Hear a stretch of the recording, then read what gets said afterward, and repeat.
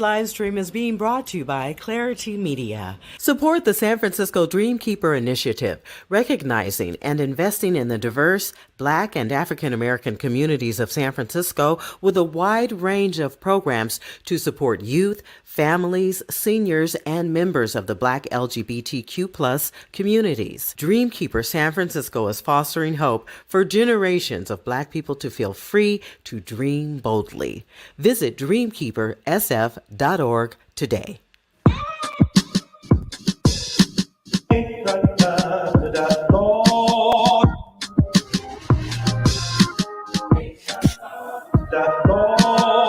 Hello, America, please stop with the eulogies. I wrote my own narrative, you don't know what to do with me. I was once broken, now I'm a working collage. I'm the thief on the cross, I'm still hanging with God. My savior walked on water, my ancestors can fly. My skin, it doesn't crack, my art travels through time.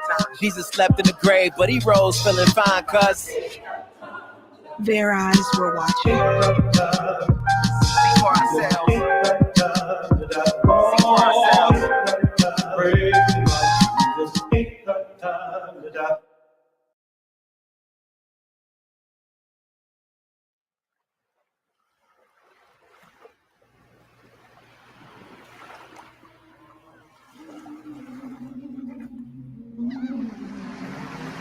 The diaspora speaks through my skin. The reverberating of salty tides, rusted chain boat rides, and arriving to the shores of Galveston ports.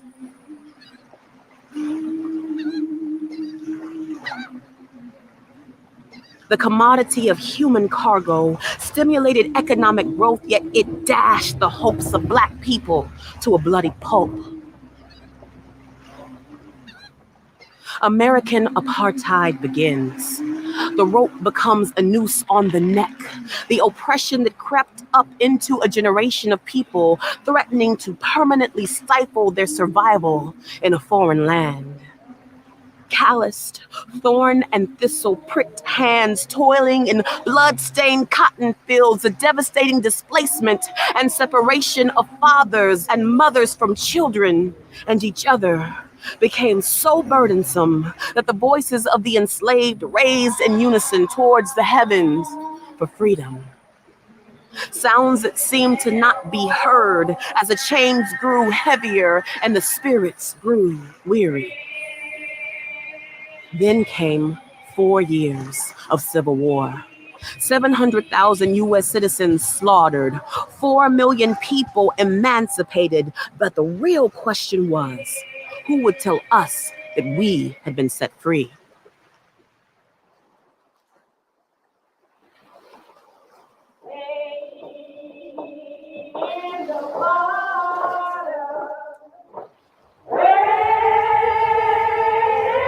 The idea of freedom is the center of the American ethos.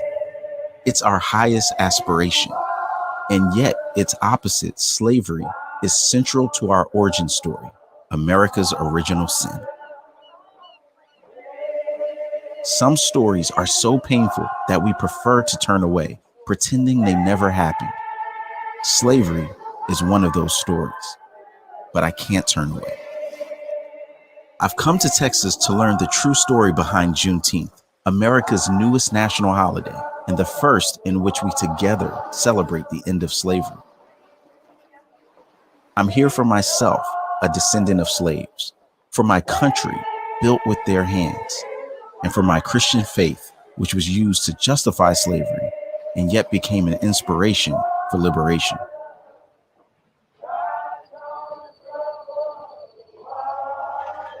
On the streets of Galveston, where the Juneteenth story begins, I am greeted by a historical marker.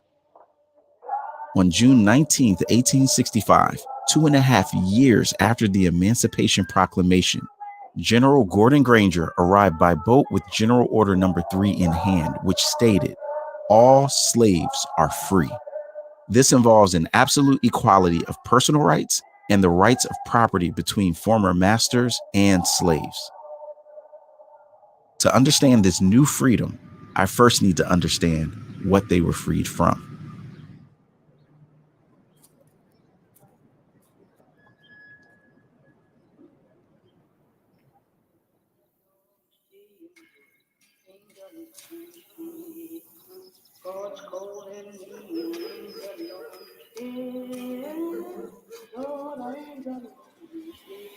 if I thought that I'd ever be a slave again, I'd take a gun and just end it all right away.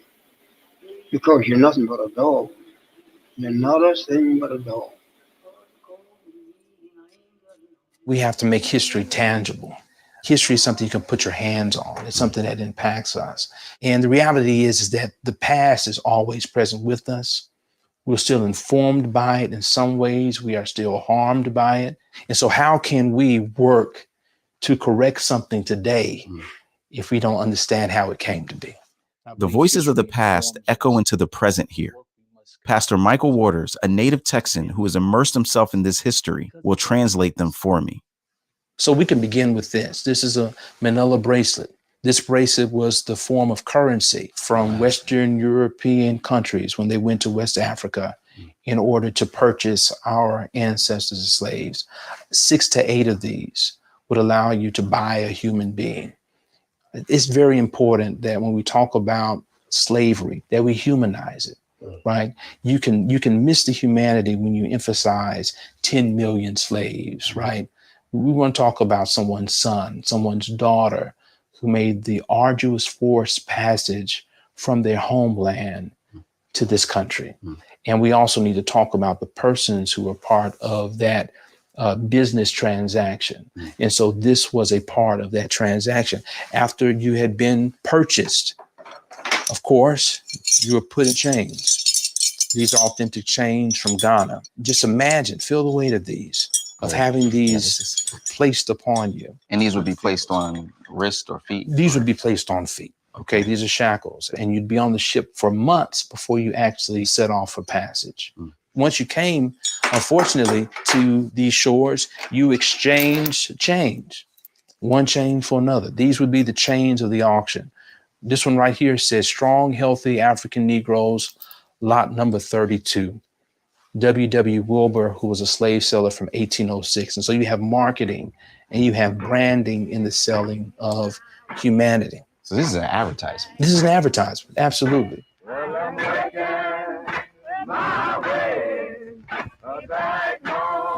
We were slaves. We belonged to people.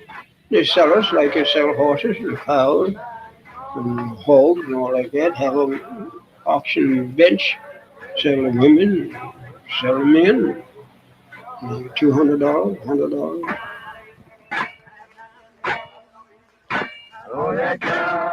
Holding those chains was heavy. But Pastor Waters reminds me that to truly appreciate liberation, I have to grasp the reality of bondage. Sam Collins, a local historian, takes me somewhere I've always dreaded, the final destination for the enslaved. We are at the Varner Hog Plantation in West Columbia, Texas. In 1834, Columbus Patton turned it into a producing agricultural location with 40 to 60 enslaved people. And this would have been where they lived? This is where the enslaver lived, but the enslaved individuals would have lived in another area on the plantation. For the slave owner, what was life like here? Well, Patton was very successful with regards to running the plantation. They produced a lot of sugar, and the enslaved people were the ones producing the wealth. They were not receiving the benefit, but they were doing the work and producing the wealth of this county. And for the enslaver, their wealth was in ownership of the people and what the people produce. So it is grand, but it's not great. Attempts to justify slavery extended beyond the plantation and the auction block. They touched everything, including the church. But how could the church, which I believe is a place to find spiritual freedom, become a place that defended bondage? The first way to be okay with treating someone bad is to dehumanize them. And then you won't feel guilty for it. And so they had to dehumanize the group so they wouldn't see themselves, so they could do the evil that they were doing to them. I reached out to an expert, Lisa Fields, to make sense of it all. And a good place to start was the good book itself. Anti-literacy laws are created really to keep slaves from reading the Bible from cover to cover, because they're like, we got to stop them from reading the true liberation of Jesus Christ through scripture. Because if they see that, they're going to want to be free, because they realize that we're all equal at the foot of the cross. Think about things like the slave Bible. That supports the claim that Christianity is a white man's religion. What's the slave Bible? The slave Bible is a Bible created by white supremacists that took out all the liberation passages and passages that point to liberation and freedom and gave it to the slaves as a means to say, hey, this is what scripture says, to further cause them to be oppressed. So you're saying they took a Bible and then cut some stuff out? Yes. Like, was that just a few verses here or there? No, it was a lot of the scripture. The Exodus account was removed because you got to think about when Nat Turner read scripture, it caused a revolt. Like he was like, no, like reading scripture from cover to cover shows me a different version of God than the one you're trying to push down my throat. They didn't want them to know that they were also created in the image of God, because if they were also created in the image of God, then they couldn't treat them the way they treated them.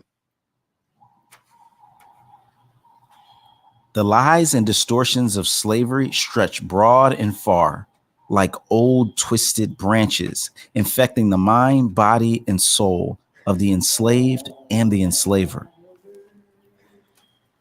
The dehumanization of the enslaved begs the question, what was life like? So Sam took me to the sugar mill at the Varner Hog Plantation. What was it like to be on a sugar plantation? Like, what was the work like? It was tiring. It was dangerous.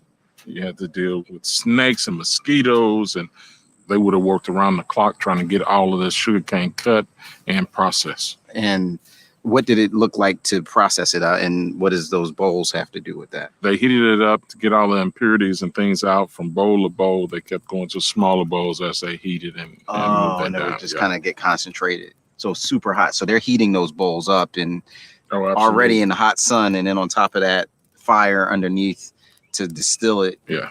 Man, that's intense. I'm sure people died of heat strokes. Sometimes people got crushed in these mills if they accidentally got a shirt or something caught and got pulled through. So there was a person that had a responsibility to stand if somebody got caught, their hand to cut it off to save their life. Because if that person was not there, they would just be pulled through and lost. Oh, that's horrific. Life expectancy was probably very short. Yeah. And unfortunately, there was death in these spaces. And people don't know the cost to produce this wealth that these enslavers and plantation owners enjoy.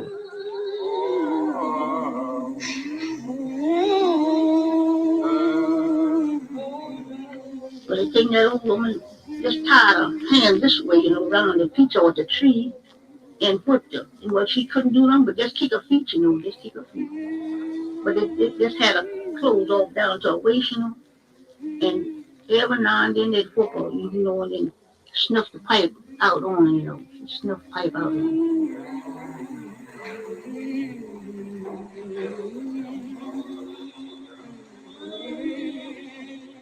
This is actually a plantation police badge.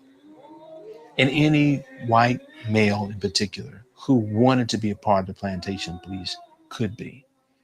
So it was an endorsement, frankly, of all white people that you can apprehend, capture, and return any black person you see that you don't believe has a right to be present.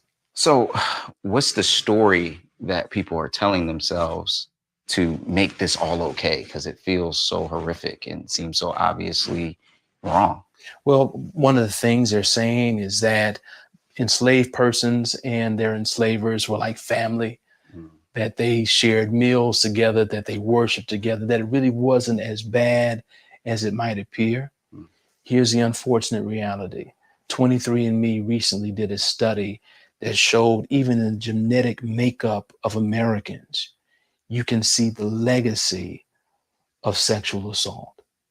How so? That so many enslavers raped their slaves that is a part of the genetic makeup of America, that there's an overrepresentation of white European DNA in Black people in this nation, that there were more Black men brought to America than Black women because it was perceived that the Black men would be able to work hard in the fields. And yet when you see the DNA record, one of the highest contributions toward producing the next generation will be between white European men and Black women. It's in our DNA. That's how deep these structures and systems have harmed us, that we see it in the DNA of not just our ancestors, but of people today.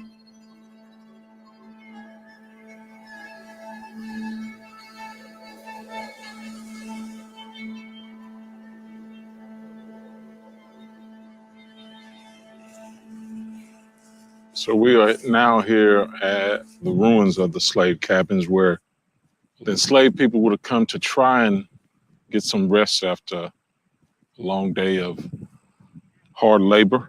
There would have been 2 cabins back to back. Families and individuals would have been placed. Oh, so this isn't like one house. This is 2. Yes. Wow. And, after being worked the way they would work, there really wasn't much to do but come and lay down and hope tomorrow will be better.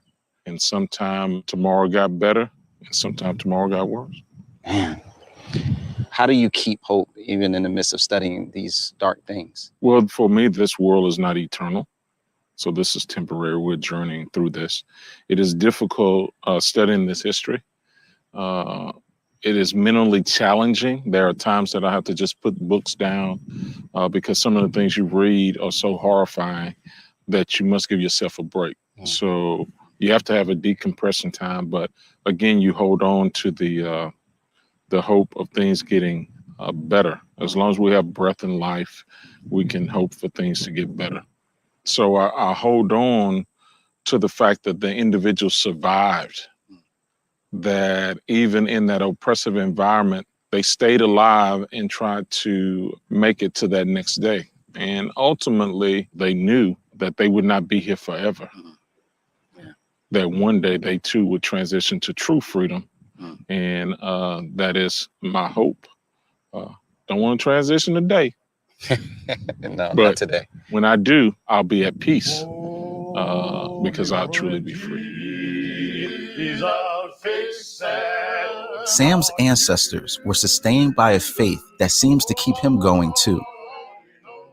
Maybe faith is a key component of freedom.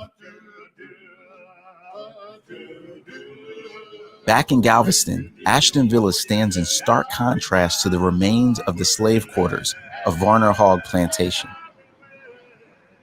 This pristinely preserved palace was built with the hands of slaves and remains a memorial of prestige and power.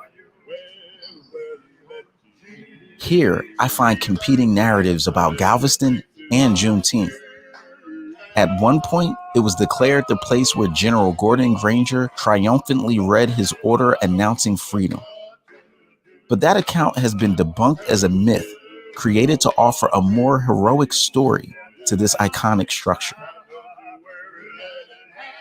As I sit with the complexities of Galveston, I reflect on why we often find it so tempting to gloss over parts of history to make it more palatable. To better discern fact from fiction, I met up with DJ Cox, a local author who wrote the book Dispelling Myths about Juneteenth. There's this perception that nobody knew the Emancipation Proclamation had been issued, but they were fully aware of it. The enslaved people may not have known. Right. But what they knew was irrelevant because they could not emancipate themselves. Otherwise, they wouldn't have been in slavery all that time. Right. And so the mentality of the state seemed to have been, if you want them, you're going to have to come here and get them, was we're not going to let them go. Lawrence Thomas told me about that legacy firsthand. Lawrence is a native Galvestonian whose family members experienced freedom 2.5 years late. Lawrence's father reinstituted Juneteenth celebrations here over 40 years ago. How long has your family been in Galveston? Since 1852. My great-great-grandfather was a slave to Rebecca Flugel, which was Michelle Menard, fourth wife. Michelle Menard, who's that? That is the founder of Galveston. And he, at that time, he owned my great-great-grandfather. Right now, we're at the actual house that Michelle Menard and my great-great-grandfather lived in. The slave quarters was in the back. So this is actually where they would have worked. This is actually where they were. Yeah, this is actually the house. Do you know what your family did for the Menards? No. I think it was just a typical slave. And what was your great-great-grandfather's name? His name was John Thomas Flugel Menard. Okay, so he took the name of Menard. Yes, part of how you identify a slave. Okay. So once he got here, Menard got added.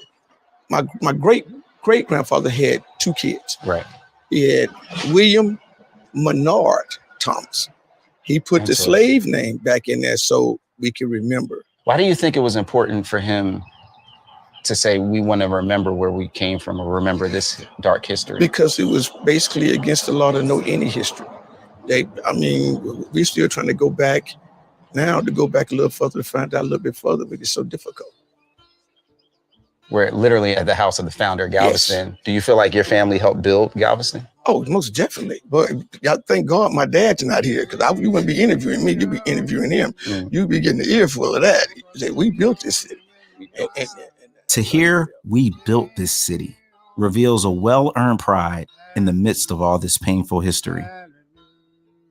The Emancipation Proclamation is signed and goes into effect right in the middle of the Civil War in 1863. Correct. Does that change anything for your ancestors here in Texas? No, they were still doing the same thing. It was nothing changed. And of course, during that time, it wasn't no Wi-Fi or all that stuff going on. So they did not have a clue. Right. They did not have a clue. So when does that change? Yeah. That changes in 1865 when Gordon Granger came to Galveston. Okay. And that's when they all got a chance to go hear that little speech. I've never met someone like Lawrence. He knows exactly who enslaved his family and when they were freed. June 19, 1865. As we sit on the porch his ancestors built, I can feel his sense of ownership of the place and how knowing his history has empowered him and his family to create a home here to both mourn the past and celebrate freedom. Seminary professor and historian Carrie Lattimore shares with me the context in which General Granger arrived in Galveston in 1865, 2.5 years after the Emancipation Proclamation. The Emancipation Proclamation is an interesting document. Number one, it's a presidential proclamation, so its lifespan could be the next president. But at the same time, it excludes initially the states that did not secede. Right. And so those people who lived in those states who were enslaved were excluded. But after that January 1st date, when it goes into order, where the Union Army goes, it's like a freedom force. And where they travel, freedom is going with them. Unfortunately, the currently adopted Texas school books say that slave owners voluntarily emancipated their slaves once they learned about the proclamation. Well, no, first of all, they already knew about it, and they voluntarily did it because there were guns pointed at them, let them go. I said, okay, well, just playing. The soldiers didn't come here to inform, they came here to enforce. Ooh, that's good. There you go. Sharon Gillens, a Galvestonian genealogist, brought me to the exact spot where the words of absolute equality were first heard. Her description of the reaction to those words helped me visualize what that day looked like. You can just imagine. You find out you're free, there's a party on every corner, of course. As soon as the dock workers saw that ship pull in, there was dancing on the docks, of course. And they went out, spread out, and let everybody know that the troops were here. That must have been quite a sight, you think? You know, when you think about the population of Galveston was supposedly around 10,000 people, and you got 6,000 soldiers there, you know, it's like almost everybody had their own soldier, you know, to tell them, okay, let them. And then 4,000 of those soldiers would have been black. Right. And many of them, the African-American population in Galveston, may have never seen a black soldier. Now you see thousands of them. Think of if you were on the field and you see this, a force of black men entering into where you are. You've never seen anything like that. You've never seen a black person in any sense of authority. But now, that's inspiring, isn't it? Yes. That's transformative. We think that Barack Obama becoming president, think about what that meant to so many African Americans. They say to see a black man in that position. I would argue this was even more transformative because of where those people were at that point in time. Everything that they had to do was regulated. But to see these men walking in and liberating them, think about what that means.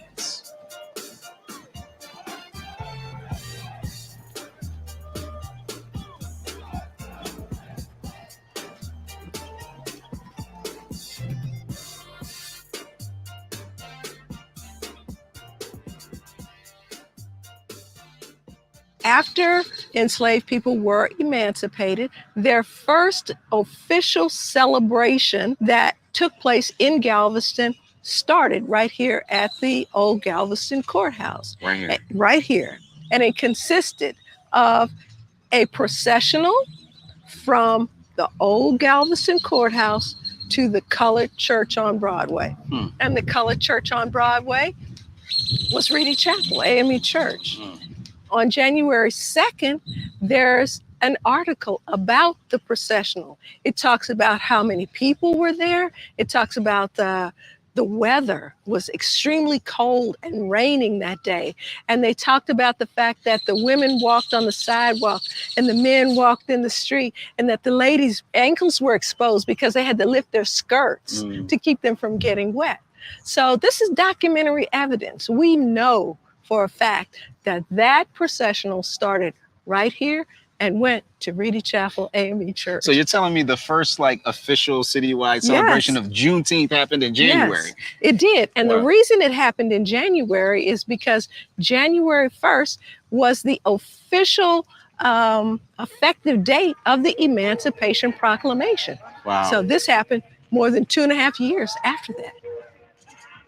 This procession starts here and it goes to Reedy Chapel. Why the decision for them to end the procession there?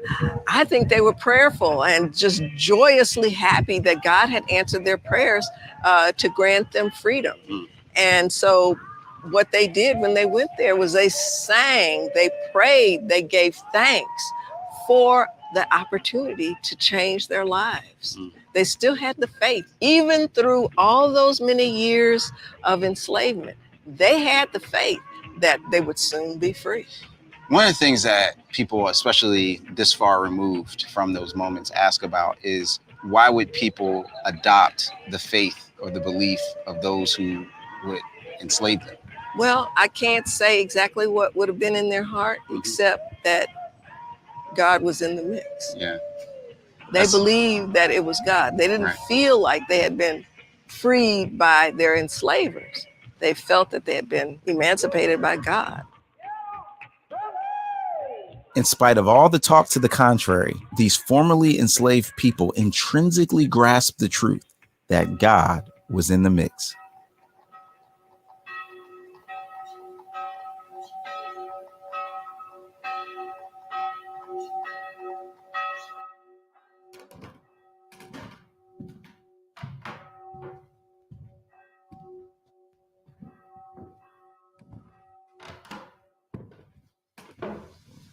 Reedy Chapel AME Church is the oldest African Methodist Episcopal church in the state of Texas. This church was founded in 1848.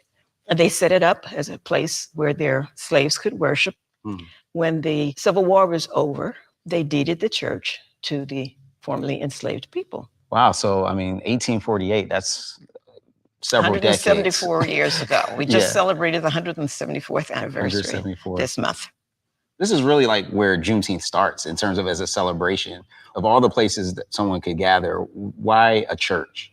Well, people who had been coming to this church had heard about the Israelites, slavery there, and this reminds them of that. And then Harriet Tubman was called Moses, and the songs that were used to let them know, okay, it's time, other people, go this place, go this way, and all that kind of thing. So the church was in the background. What do you think was the mood like?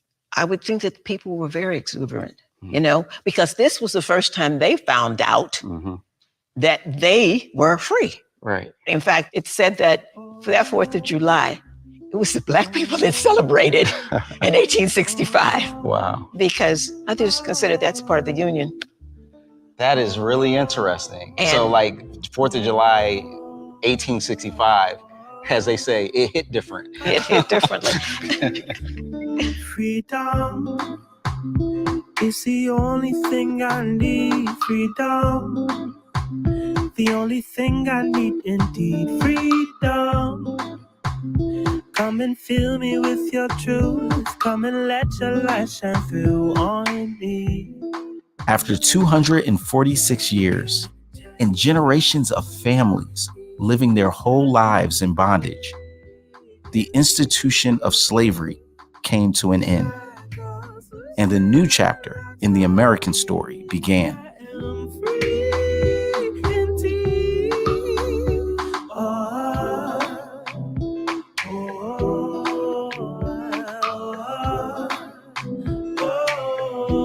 What next? Generations of people had been enslaved. They had no agency over themselves. They didn't know how to make a new life. They had to figure all of that out.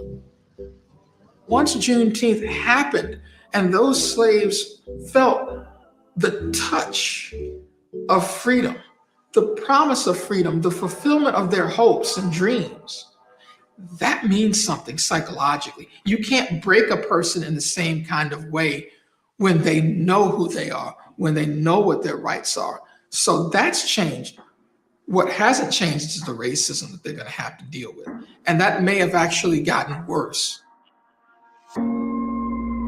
It had never occurred to me that things could actually get worse after the end of slavery. But a form of racial mob violence replaced the lash as the primary form of intimidation throughout the South. In the years following emancipation, the number of lynchings that happened all across Texas were at least 800 within that first year of freedom, right? 800 just within. In that first year of freedom, 800 lynchings across the state of Texas. What do you think accounts for that? I mean, that's that's more than 2 a day. Exactly. I think it's a rage of a system and society changing, and you're fearful of what place you'll have in that society. And unfortunately, that fear then motivates violence to try to quell and dissuade these newly freed persons from building that better society.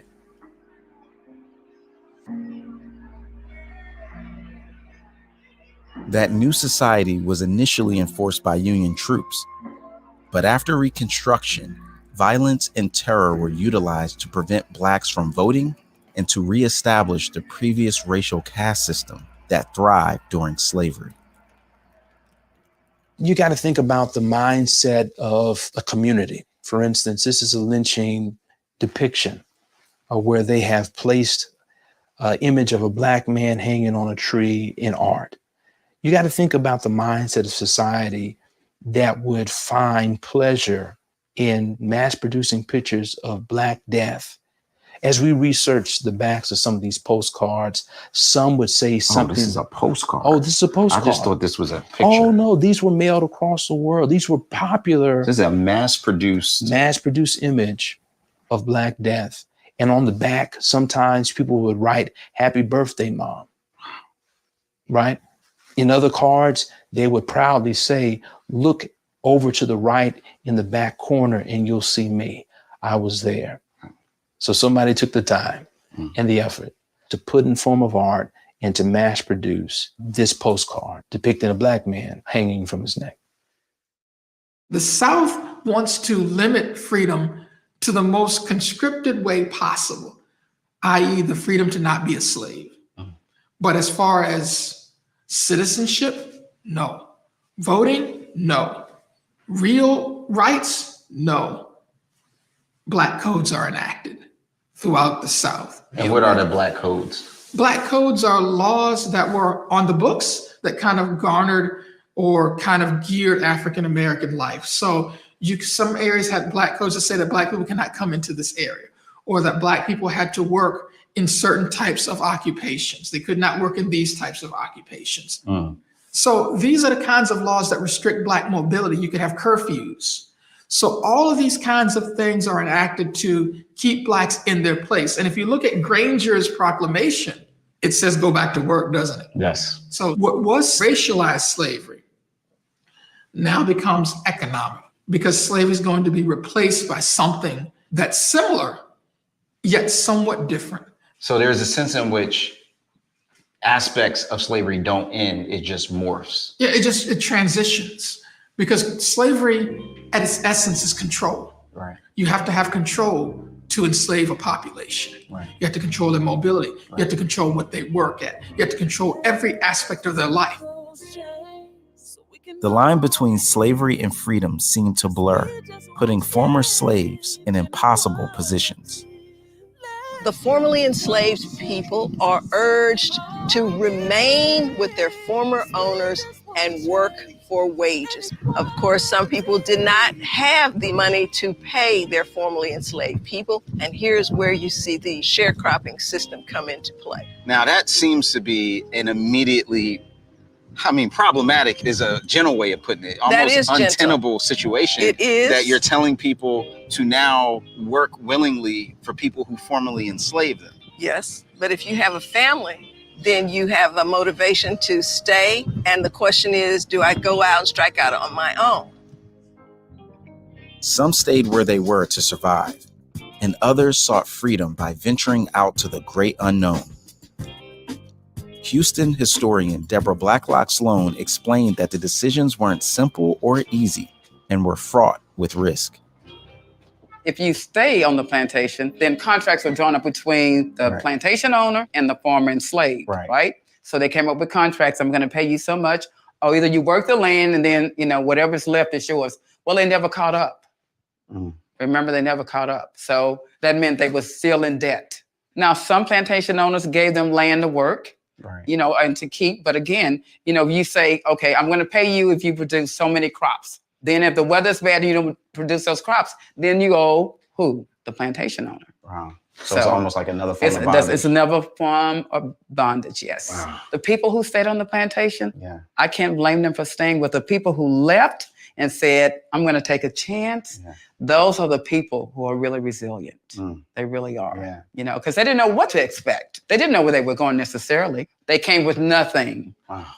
With children in tow, the clothes on their back, sleeping along the road day and night until they came up to Houston or settled along the way. The good news of freedom spread like wildfire throughout Texas and took root up the road in Houston. Former slaves from all over flocked there. They called it Freedmanstown. So to learn more about what that journey was like, I met up with two descendants of the founder of Freedmanstown, Reverend Jack Yates. Mrs. Jacqueline Bostic and her daughter, attorney Jacqueline Bostic McElroy, met me at Emancipation Park, a part of their family's rich legacy. Well, my great-grandfather and his wife, they had 10 children. The person who owned him as a slave stayed in Virginia, freed. His slaves were freed. But the slave owner that owned my great-grandmother, he would not free his slaves. He came to Texas. So in order for my great-grandfather to take care of his family and his children, he had to go back into slavery in order to come to Texas. Wait, you're saying that his slave owner freed him? Yes. And instead of just enjoy freedom, right, your great-grandfather, he just chose to slave. be back into slavery to stay As together. a slave. Oh my gosh, that is a story. When 1865 rolls around and the soldiers and everybody comes into these areas and tells them that they are now free, my great-grandfather took his wife and his children and he moved. They came to Houston. Venturing out on their own was the unknown, the unseen. And so it took faith to say, no, I'm going to do this on my own. And I believe what they did is everything that they were doing for somebody else, by the grace of God, they did it for themselves and made a way.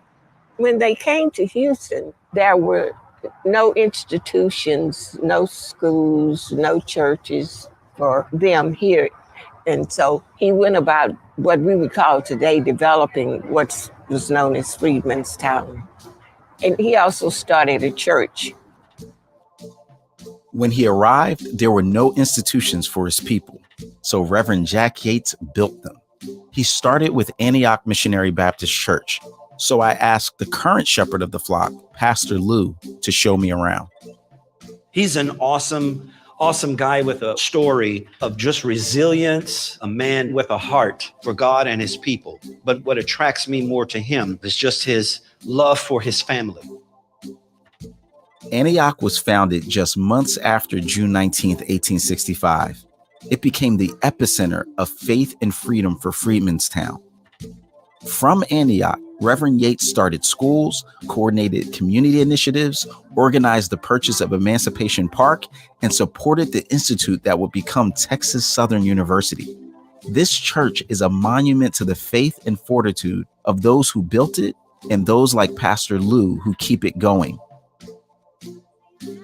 As he shows me around, I am struck by its beauty and the skill of those who built it. This is our sanctuary.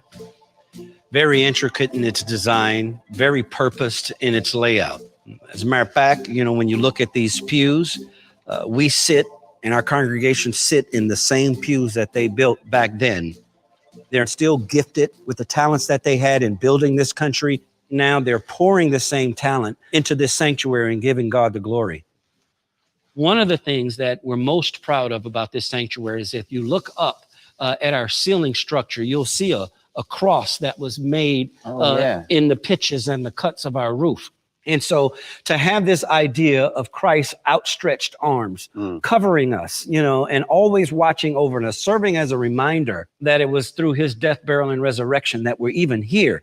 I just firmly believe that these gentlemen, these men and women, were led by the Holy Spirit to create a building that is still preaching today. That image of Jesus. Yes. Yeah, tell me a little bit about that. I love this depiction of Jesus Christ, our Lord and Savior, though biblically correct in its interpretation and display. The reflection of that story, of course, is not correct. Okay. And but again, it's just a sign and a lesson of history, right, and where we were as a people and our knowledge. When you say the reflection isn't correct, what are you referring to? When I say reflection is not correct, I'm saying that the depiction of Jesus as a European in color is not correct for first century history. Right. But when we look at that depiction of Jesus and we tie it to our own slave history, it was a way of control that Jesus is white. And so we leave it as a teaching tool to show that coming out of slavery, this is all what we knew at the time. But that didn't let Jack Yates, it didn't discourage him from working with white folks and black folks. We put together and poured in to build this church. You think there's a lesson for that for us today? Absolutely. So this narrative that you hear today, that white is separate from black, and all of the noise and the commotion behind that, it's like Jack, in reading scripture, understood that all men were created equal. In spite of its splendor, the way religion was misused to justify racism left me wondering how the faith that built this sacred sanctuary was even possible. So I asked Lisa Fields to help it make sense. Does it surprise you that the first institution that these emancipated people create is a church? No, because I think they were believing God to liberate them. They didn't give glory to Abraham Lincoln, they gave glory to God. And so why not build a church to honor who gave you freedom?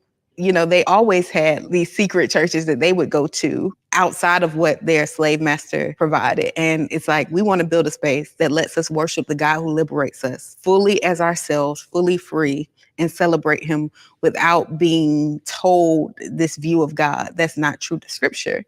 And so essentially, I think Black people preserve Christianity for America. Okay, you gotta break that down. That was heavy. What does that mean? It was Black Christians who said, no, this is the truth of the gospel. This is the gospel message. Apart from supremacy, this is what Jesus came to do. And we preserved that message when white supremacists tried to distort it, that we kept the message of the gospel alive. So you're saying like the Reverend Jack Yates, who build a church and build a community, he's not just doing this for Black folk, but it's also being a corrective that is a reformation, in a sense, of the church in America as a whole. Yeah, because if they didn't need corrected, once we were liberated, we would just go back to their churches. But we knew that there's a true Christianity that needs to be represented to our people that's holistic, that's socially engaged, that empowers them economically, educationally. We're not just concerned with the soul. We're concerned with every aspect of the person. It's a holistic salvation. So I think Reverend Yates had the foresight to see we need to make sure that the church is leading our people in this area. So it's Black denominations that are starting these schools. And so our HBCUs and the church are deeply connected. This holistic vision of Reverend Yates and so many others fueled the drive to heal mind, body, and soul. One thing I read somewhere, that this whole system of education that your great-grandfather started, this was all that there was to educate the entire community, was these initiatives. Right. There was no public school. Right. Jack Yates knew the value of education, so he educated his people. He would teach them different things, how to read, how to write, how to do the things they needed to start their own businesses. And he made sure that the people who came into Houston from the outer areas as former slaves had the opportunity to learn and how to provide for themselves. Once upon a time, but not long ago, before the civil rights movement and the new Jim Crow, sit back, I'll introduce you to a wonderful place in every state called My Hood, USA. Life wasn't perfect, but they did what they could. And people took pride in their neighborhood. They had doctors and lawyers, artists, barbers and teachers, entrepreneurs, politicians and preachers, stable universities, sports leagues and banks. You invest and trade here, cause in other places you can't.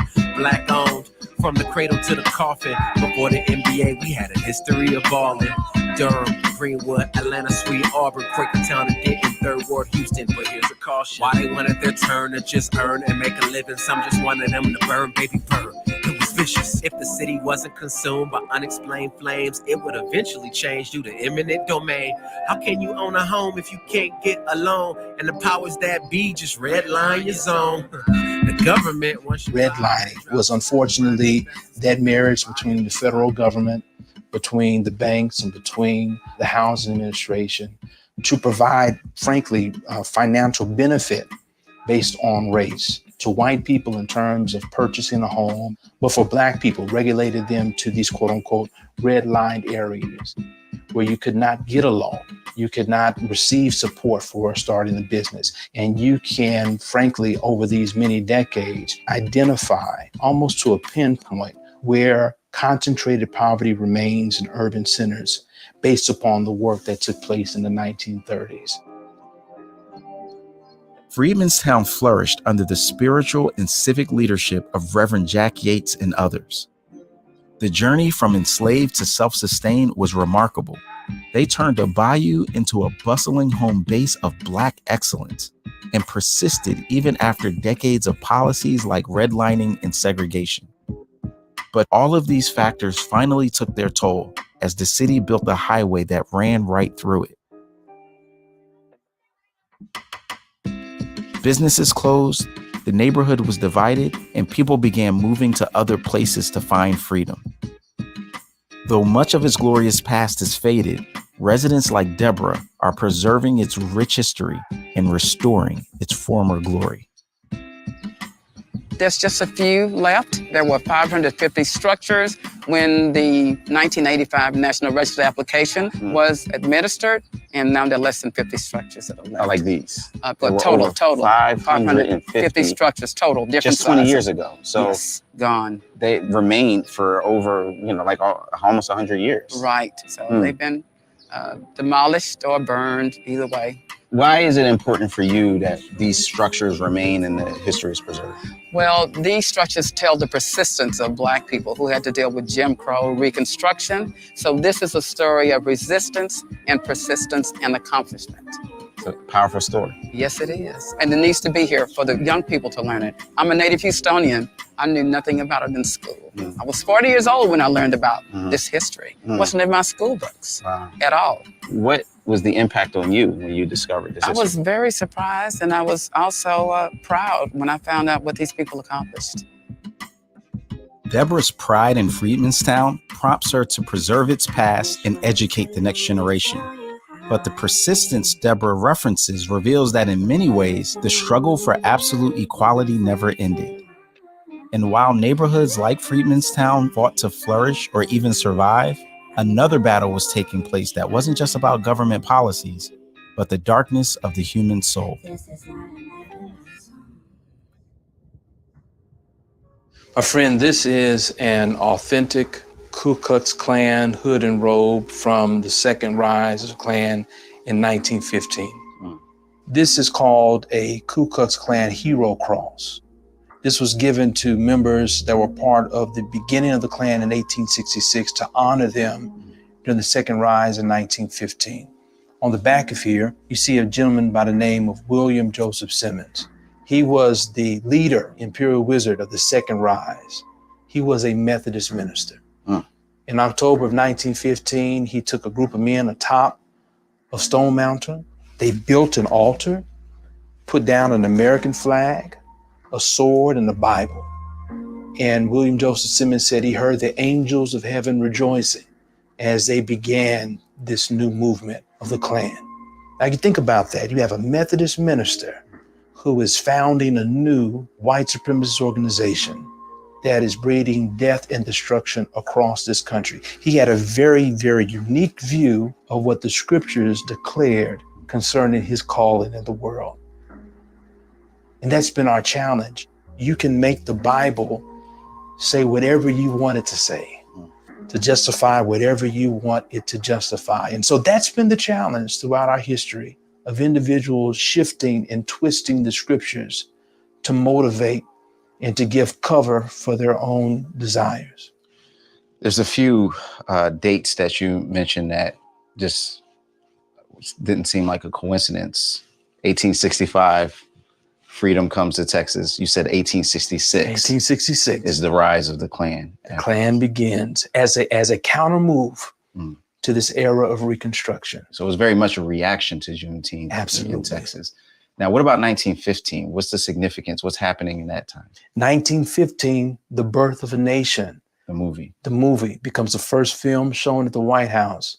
The history tells us that people left from the movie theaters and went to Black communities and began to enact all kinds of atrocities motivated by that form of racial propaganda. How did watching Birth of a Nation, motivate people to do racial violence? What was it about the movie? Well, it fanned the flames of Black dominance, this idea that these Black people now free and serving in Congress were going to take over the nation.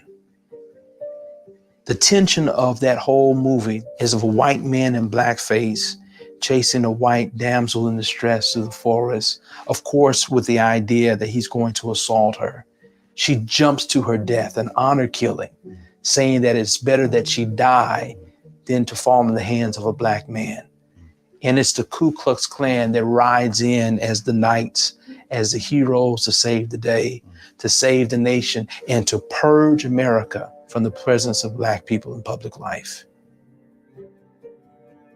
Though its plot was based on racist fantasy, Birth of a Nation became the first blockbuster film, and its popularity rekindled the terrorism of the Ku Klux Klan, which sought to reinstitute the control over Black bodies that was lost at the end of slavery. The cycle continued.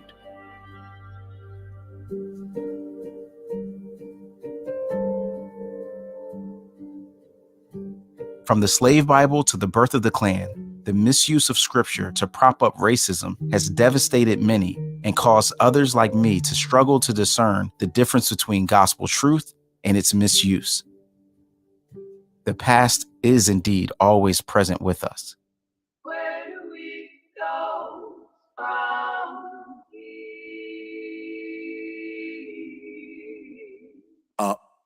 But righteous efforts to resist racism also have persisted after emancipation. And those efforts gained an unexpected champion from a woman well into her 90s. Small in stature, but so large in her impact that she has become known as the grandmother of Juneteenth. But Miss Opal Lee's first memory of June 19th shockingly reveals how even a century after emancipation, Texas was far from demonstrating the absolute equality of General Order Number 3. And would you believe the paper said on the 19th of June, 500 people gathered. Wait, hold on. So the 500 people that gathered, this wasn't a Juneteenth celebration? Not by a long shot. They gathered in front of the house. Yeah. Your family's house. Mm-hmm. White people to intimidate the family. Police couldn't control the mob. And when my dad came with a gun, the police told him, if you bust a cap, we'll let this mob have you. Well, my parents sent us to friends several blocks away, and they left under cover of darkness. Those people burned the furniture, drug out stuff, burned the place.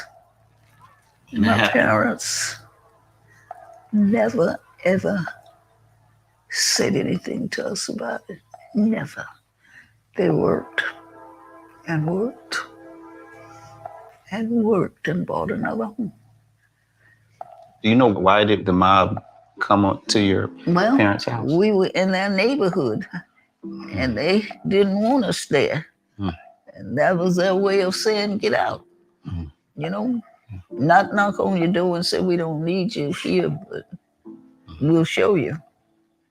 It happened. At the same time Black neighborhoods were being devalued and demolished, moving to white neighborhoods came with its own kind of struggle.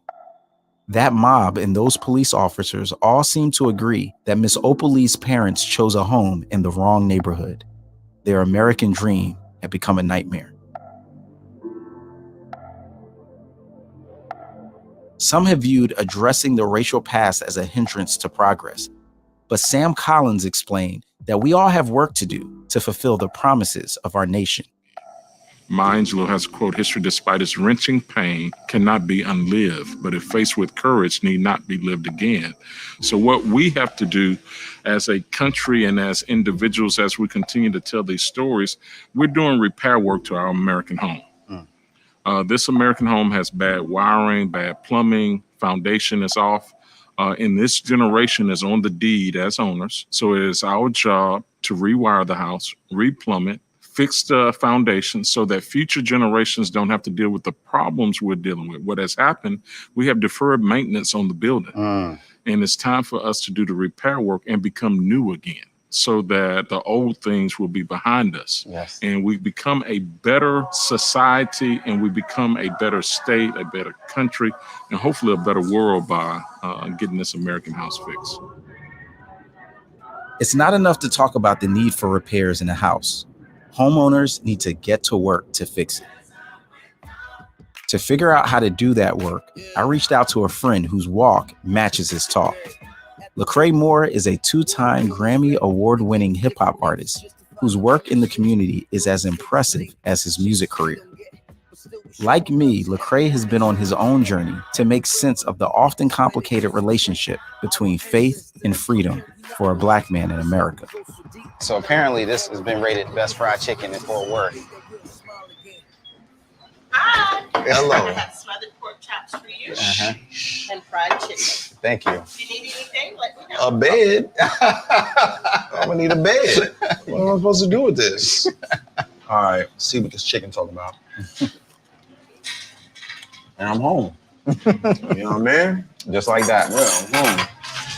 So I'm curious, like, when's the first time you heard about Juneteenth? I've known about it since I was a little kid. I guess it's always been a thing.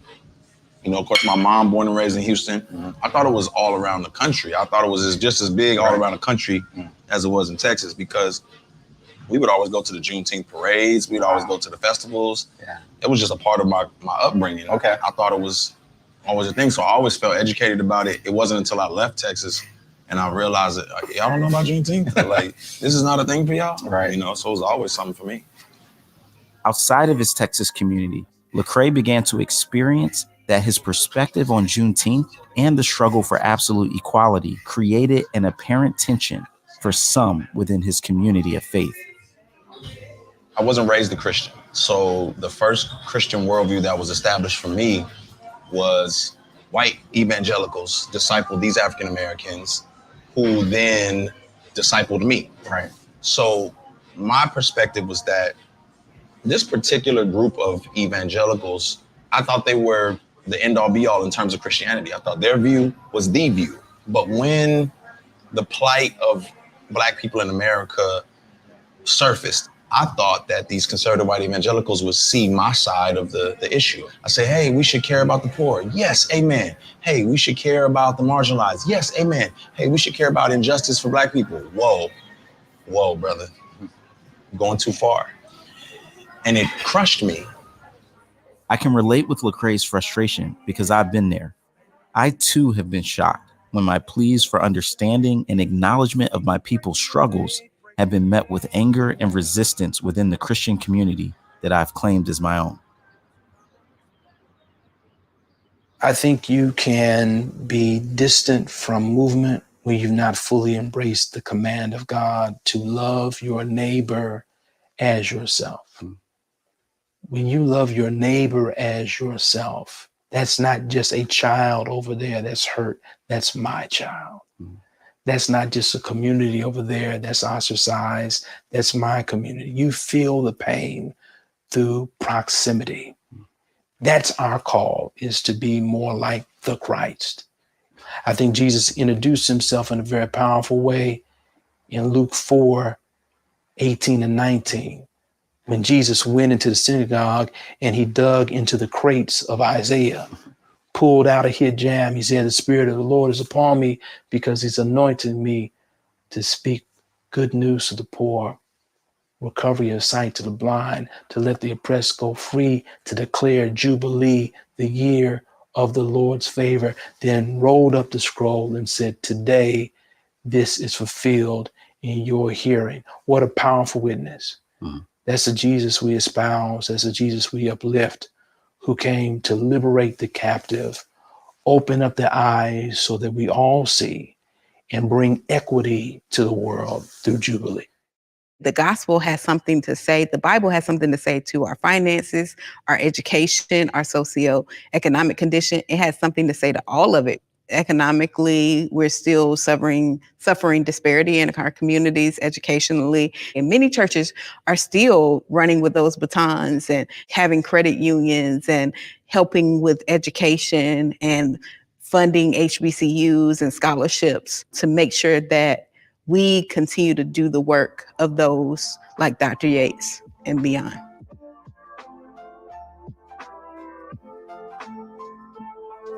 Everyone I speak to here emphasizes the importance of not only celebrating Juneteenth, but the responsibility of continuing to advocate for the absolute equality of others. Tell me about why you decided to study law. I always seemed to be around someone who was advocating. And I always saw her, whether it was my mother, my grandmother, my great aunt, it was always standing up for people who didn't have a voice, or ensuring that justice was done. In a way, you know, I try not to get discouraged, because I think I've come to realize that our life, in a way, is a fight. And you have to have the strength, the courage, the perseverance in order to survive whatever it is. I've lived long enough to know it was God that gave me the ability, the strength, and the courage to keep doing what I needed to do. I do the work that I do because I'm standing on the shoulders of my mother, who's standing on the shoulders of her mother, who's standing on the shoulders of her mother, and so on and so forth. So what does that look like for you in terms of what you actually are involved in? Yeah, one, education, Peace Preparatory Academy, right, in Atlanta. It's one of the, kind of one of the more distressed communities in Atlanta. It was known as the heroin capital of the South. And there hadn't been a school there in 25 years. A good friend of mine said, I want to build a school here. I was like, what? But he said God gave him a vision. So we started in 2015. It's thriving today. Apartments are being built in this distressed community by an organization we partner with called Oaks ATL. It allows people within the community to live in quality, dignified housing at a cost they can afford. Just multiple things along those lines is what I try to stay involved. That's dope. So, and do you see a connection between that work and Juneteenth? Absolutely, right? Because in a very literal sense, your ancestors were given freedom so that you could taste it, so that you could embrace it and flesh it out and live it. And if you're still in bondage because of historical trauma or racism or the lack of financial economic opportunity, you're not able to taste the freedom that they were excited for you to enjoy, right? So in a very literal sense, but then also figuratively, we're letting you know, hey, you are free, right? You are free. All the opportunities that God has afforded people in this society are for you as well. So let us help you be able to take part in what is rightfully yours to enjoy. I'd finished college, taught school, had a family, food bank that we discovered, and a farm. They call it Opal's Farm. But I was about 89 years old, and I felt like I hadn't done enough. And I felt there'll be something else I can do. I decided if a little old lady in tennis shoes was walking up and down the highway, somebody would pay attention. And so from the church, I walked 2.5 miles to symbolize that the enslaved in Texas didn't know they were free for 2.5 years after the Emancipation Proclamation. I walked from Fort Worth to Arlington, to Grand Prairie, to Dallas, to Joppa, to Box Spring. My team says you'll only go where you are invited and where they have Juneteenth celebrations. Well, I was invited all over these United States. And people were so nice. I can't begin to tell you, going to each of those states and meeting people who too wanted Juneteenth to become a holiday.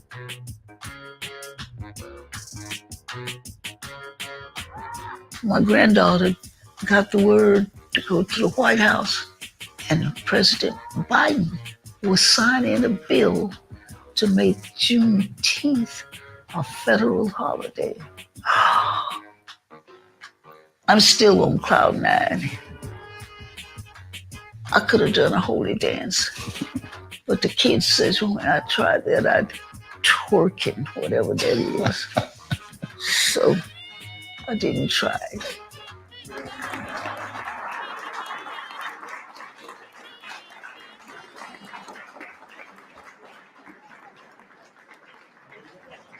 I got a telephone call from the White House and said, well, we heard that your dad was kind of significant. And then we told them the history. And once we did that, they said, how fast can you get to Washington, D.C.? Wow. So me and my daughter got on a plane. We went to Washington and we were just getting a tour through the White House. And it was just totally amazing. Totally amazing. I talked to the president. I told him my story. I cried quite a bit. And it was very, very emotional. It really was. Matter of fact, the most important part was I thought about my dad, how he fought for this. Wow. So he didn't get to see it, but you get to live it and experience it. And that was the joy. We felt like when we got there, when me and my daughter got there, when we cried, our little cry, and it was that we were here for him. The journey from slavery to Juneteenth to now has been long and arduous, and each generation has had to pick up where the last left off, passing the legacy on. And that's why the national recognition means so much to Lawrence and so many others. It gives validation to the struggle of their ancestors and opportunity to celebrate a divine deliverance. It's a gift of hope to their children and grandchildren and people like me. Look at that. The signing of the bill into law. I felt like we had accomplished something. I know Martin King and Rosa Parks and Malcolm X and Sojourner Truth, all these people had worked untiringly to have everybody free. And so I felt like, hey, we're gonna make it after all. That was my feeling. And so this is just a little push. And the youngsters coming on are gonna make it a tidal wave. And everybody is going to understand that freedom is for all of us. This is a very hope-filled time. It doesn't always look like it, but I always see hope and movement. And there's so many opportunities that we have today that I think that our ancestors would just love. Can you imagine what would have happened if Dr. King could have sent out a tweet and said, meet me for the march, right? But we've got so many tools today to help mobilize and actualize our resolve. And I see a fire in the hearts of children. And for me, that's hope-filled. Sometimes things are hard and you feel the tension present, but it's actually an opportunity to lean into tension to bring about a better day. So my hope and prayer is that we, persons who are part of the church, do a better job of being present in those spaces and letting them know that God is present too. We are a community, not just Black people. Black, white, Hispanic, Asian, all of us are a community. And when one becomes more free, we all become a little more free. You know, we are one body in Christ, I believe, and that we are all united in this experience. And so Juneteenth means something because on that day, some Blacks became free. I don't know when my ancestors became free. I don't have a date. African Americans here, many of them tell you on that date, Juneteenth, I can celebrate with them because they're my people too. Juneteenth, Emancipation Day, Jubilee Day, all these things are about freedom. And on June 19th, 1865, somebody got freedom. Somebody's child got freedom. Somebody's mama got freedom. Somebody's grandmama got freedom. And when that happened, that's like an Exodus experience all over again.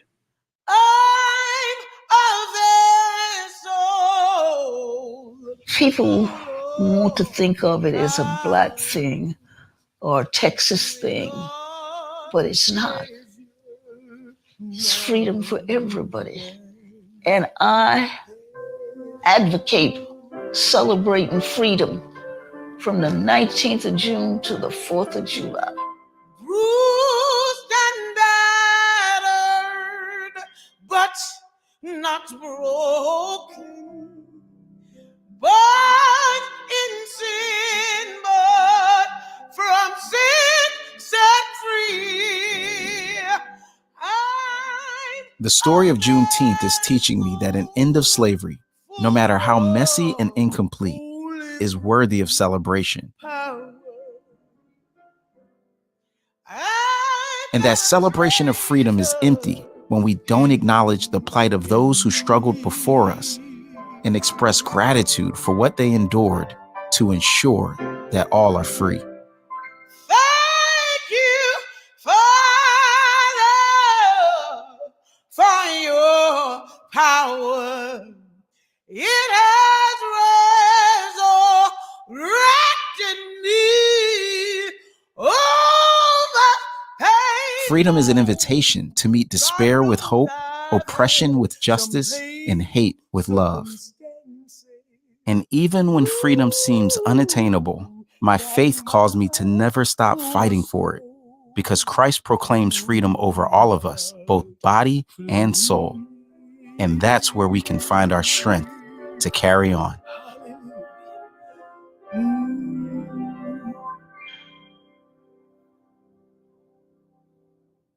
Don't sound like you're slowing down any. There's work to do, and plenty of it. Look up, blood on the clock. No light, death to the crop.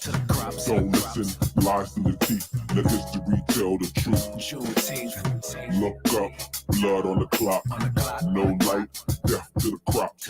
Don't listen, lies to the teeth. Let history tell the truth. Juneteenth. As the clock flirts with the eve, the congregation sings songs of liberation, them hymns that venerate them. We leave Egypt just to wander in the desert. Some wonder if the plantation life is much better. My skin ain't savage and my future ain't tragic. I do a free people unlearn slave habits. Can you imagine wanting freedom but afraid of a repentance with no repair? They love it. Repeat after me. I'm flesh and spirit. Acknowledge all the love and rage I'm feeling. I'm strong and beautiful, blessed and brilliant. I'm loved, I'm creative, and yes, I'm resilient. I'm timeless, I'm more than a color or a slave. But if you color me anything, color me brave. No matter the obstacles they try to construct, when they ask where do we go, I just say up.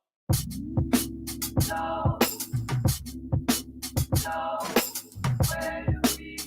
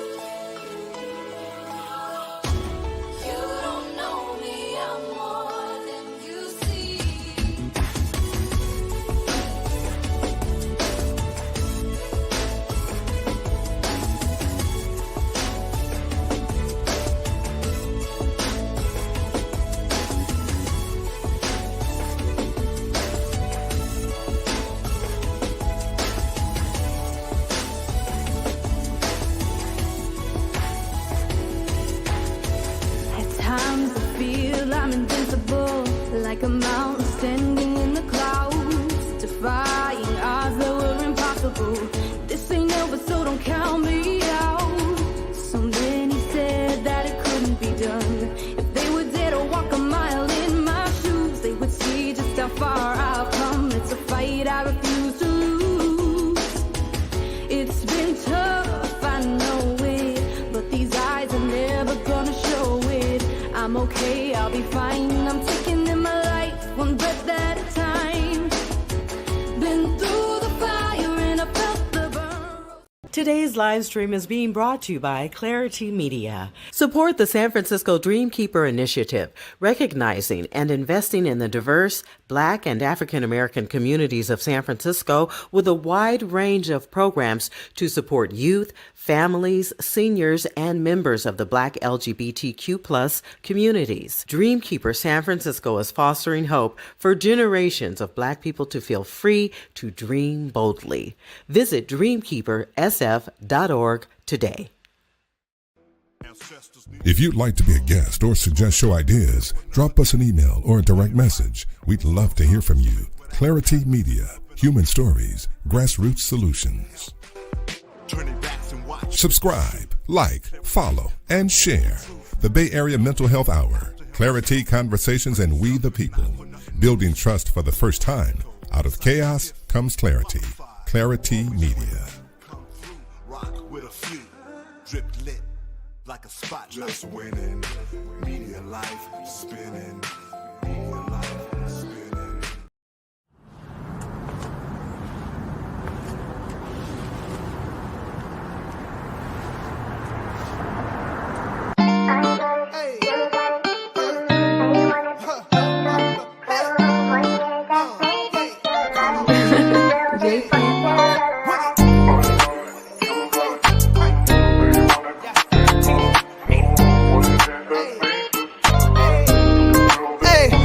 Pushing on the way to the sound of my own drum. I've learned I've gotta be a fan of, my own rhythm. If you can't see the greatness in me, I don't know what you see. If you do not believe in me, I'm asking you to leave. You can't see what you've done to me. Yes, I disagree. There's way more to me. I'm leveling up and you've got to face it. Yeah, it's time you acknowledge all of my greatness.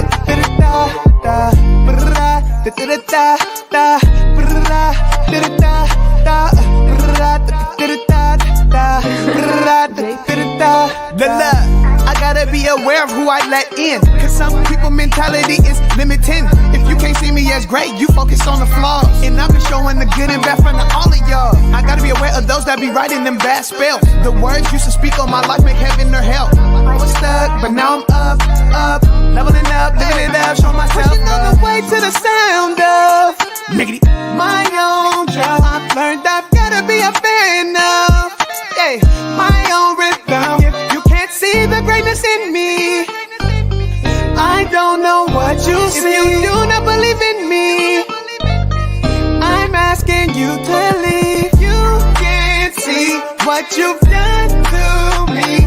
Yes, I disagree. There's way more to me.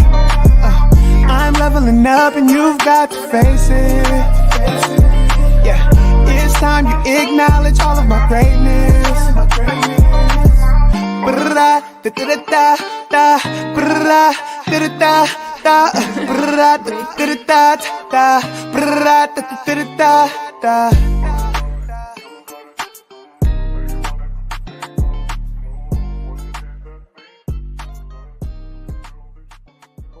Including high levels of manganese and lead.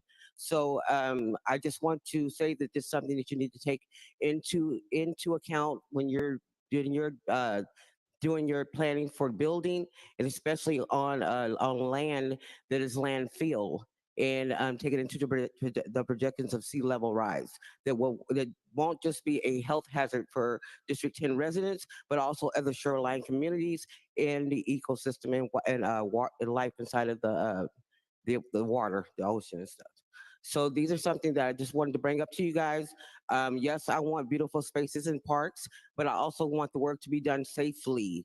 And I do believe in equity for our community. However, I do believe that there's a protocol of safety when you're handling or dealing with fugitive dust in those kind of environments. Seeing that we do have the highest levels of respiratory lung disease and cancer in this city and across every other shoreline community. I think that you need to have our people properly protected while they're doing that kind of work in that environment. Keep in mind that there's already been new residents that have successfully sued being on top of a radioactive dump. They found radioactive markers and were awarded $6.8 million, I believe, or something like that, for not being notified. Those are brand new condos that are not full. Speaker's time has elapsed. Thank you so much, Arian Harrison, for your comments. Seeing no further speakers here in the chamber, it looks like we have 6 members of the public waiting to speak, with 1 in the queue. Ms. Egenloff, if you can unmute or caller, please. Hi, this is Gloria Berry from District 10. What I would like to say is that the trend in what the city needs seems to be public safety, address homelessness, and address fentanyl, as well as housing. I do not see an outcry that with our 220 plus parks we have in San Francisco, that there is currently a great need for more parks. Parks are nice. It will contribute to new developments, having an area of outside space. But if we are truly in a deficit and quality of life issues are in importance, I believe the parks can be put on the back burner until we have an increase in funds for our city. Also, I would like to encourage this affordable housing bill that keeps getting ringed as a reason to build more, that is never stated that they will be deeply affordable. And I'm concerned with the mayor's new initiative to have low income qualify at $176,000 for these affordable units, that once again, people who are at a lower income will not benefit from this type of housing. So other than that, I yield my time. Thank you, Gloria Berry, for your comments. Ms. Egenloff, do we have any more commenters on the line? Madam Chair, that completes our queue. Thank you. Seeing no more public comments, public comment is now closed. Colleagues, I would like to send these 2 items, item 3 and 4, with recommendation to full board. Second by Vice Chair Mendelman. Mr. Clerk, roll call, please. On that motion to forward the interim budget resolution in item number 3 through, to the June 27th meeting of the full board, and the proposed budget resolution in item 4 to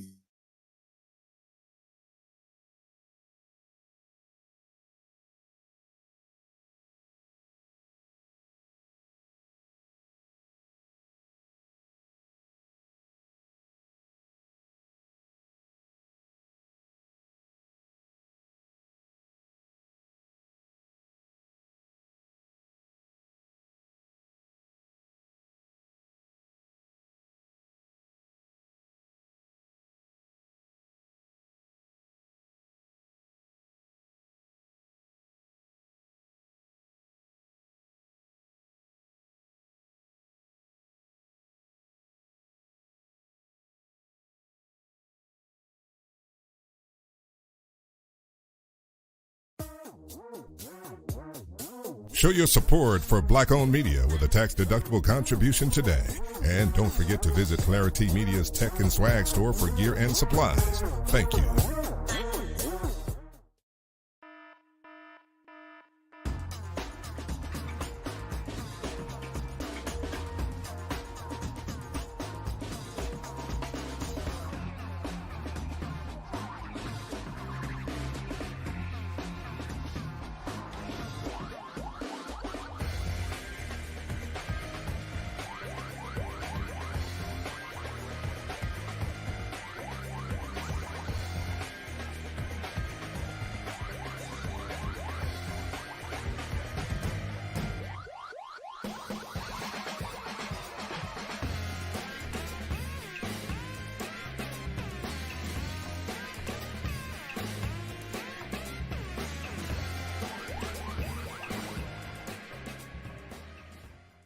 Today's live stream is being brought to you by Clarity Media. Support the San Francisco Dreamkeeper Initiative, recognizing and investing in the diverse Black and African American communities of San Francisco with a wide range of programs to support youth, families, seniors, and members of the Black LGBTQ+ communities. Dreamkeeper San Francisco is fostering hope for generations of Black people to feel free to dream boldly.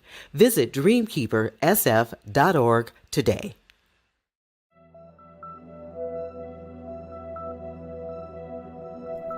You're watching Clarity Media. Out of chaos comes clarity.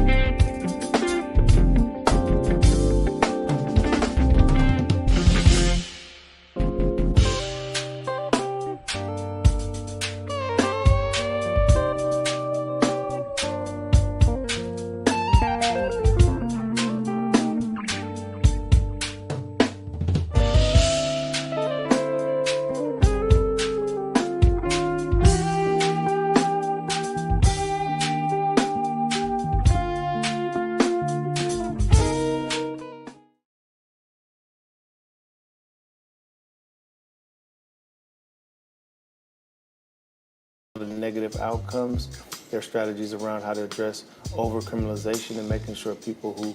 On the next Dreamkeeper Diary, we have an exclusive, in-depth conversation with Shaman Walton, the first African-American male president of the San Francisco Board of Supervisors, and the author of From Juvenile Hall to City Hall, Your Resume Can Change. Remember, at the time in 98, I was, 23, 24, something like that.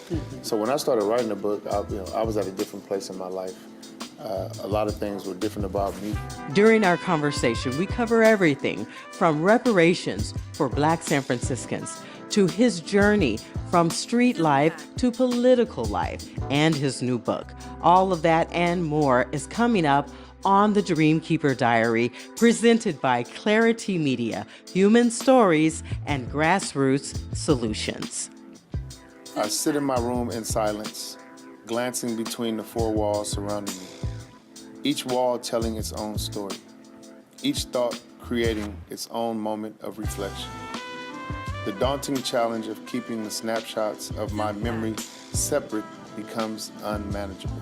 My brain caves in, and each Roman thought comes rushing in at the same moment, demanding my immediate attention.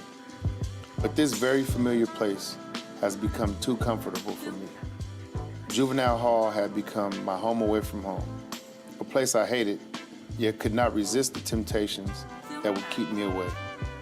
Each visit leaving me vowing to never return, but somehow the memory of promises quickly faded with the scent of freedom and the curse of choice.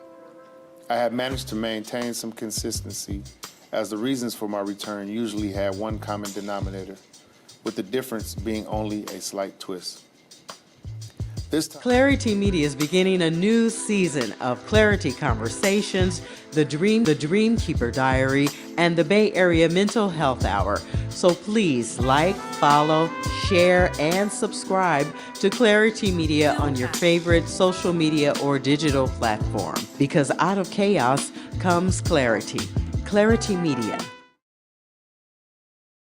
That's why I think this is something that we all have to do our part in our generation, fulfill the promise of what the United States of America is supposed to be. We have a responsibility in this, in our generation, to do that, and in generations to come. And I'm proud of the work that you've done. I'm proud to be an ally in this, and you can count on me in this fight. So beginning this conversation today is an important conversation. Thank you for coming out so strong. And if not San Francisco, the wealthiest city in the United States, where is it going to happen? Where is the step going to be made? Because this is the wealthiest city in the United States that has benefited from institutional racism and undermined this community. So let's get on with the conversation, and thank you for all the work that you all have done. Thank you so much to the clerk's office for making sure that was queued up. What you all just witnessed was not something that Apologies.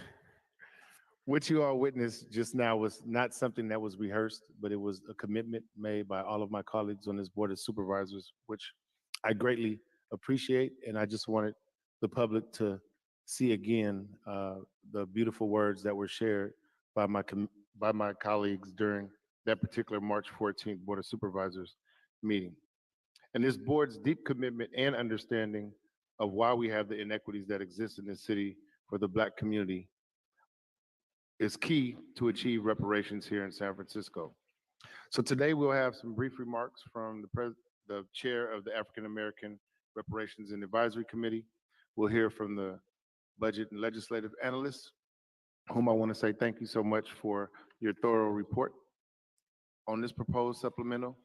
And then, of course, we'll hear from the public, and then we'll continue to have conversation and discussion. As we know, this supplemental is put in place in order to create an Office of Reparations that will continue the work of the task force, which will sunset pretty soon.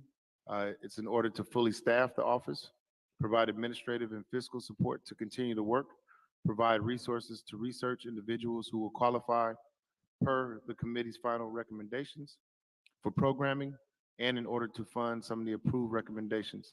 And now we have the chair of the Reparations Task Force, Mr. McDonald. You have the floor.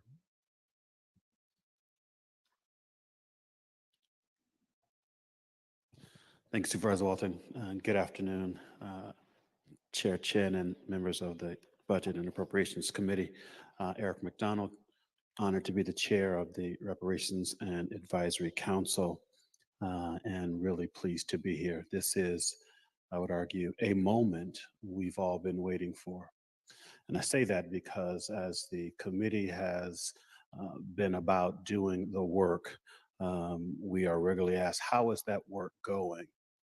And I've responded by saying the work, the hard work of chronicling the harm, living up to the call of the ordinance is heavy and hard. But ask me that question again when we come to the point of having to make decisions. And we're at one of those really important moments. And so again, appreciate being here before you today. A special thank you to the ordinance sponsors, Supervisors Walton, Preston, and Ronan.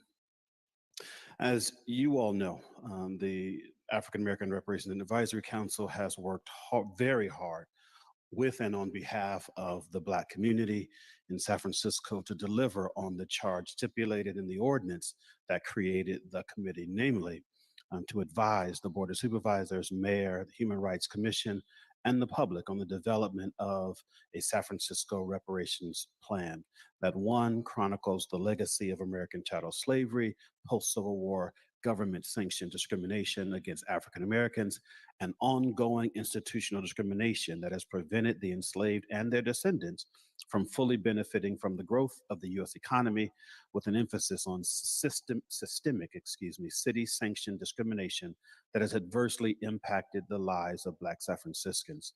2, determines the scope of and eligibility for a citywide reparations program and the means of dispersing reparations in order to make whole those who have been wronged or who continue to suffer harm from past wrongs, to close racial wealth gaps, and to address ongoing discrimination, anti-Black prejudice, and inequities. 3, to improve education, housing, workforce development, economic opportunities, financial stability, small businesses, transit access, and food security, while reducing violence, health disparities, and overcriminalization experienced by Black people. And finally, examines current and historic structural discrimination within the city and county of San Francisco.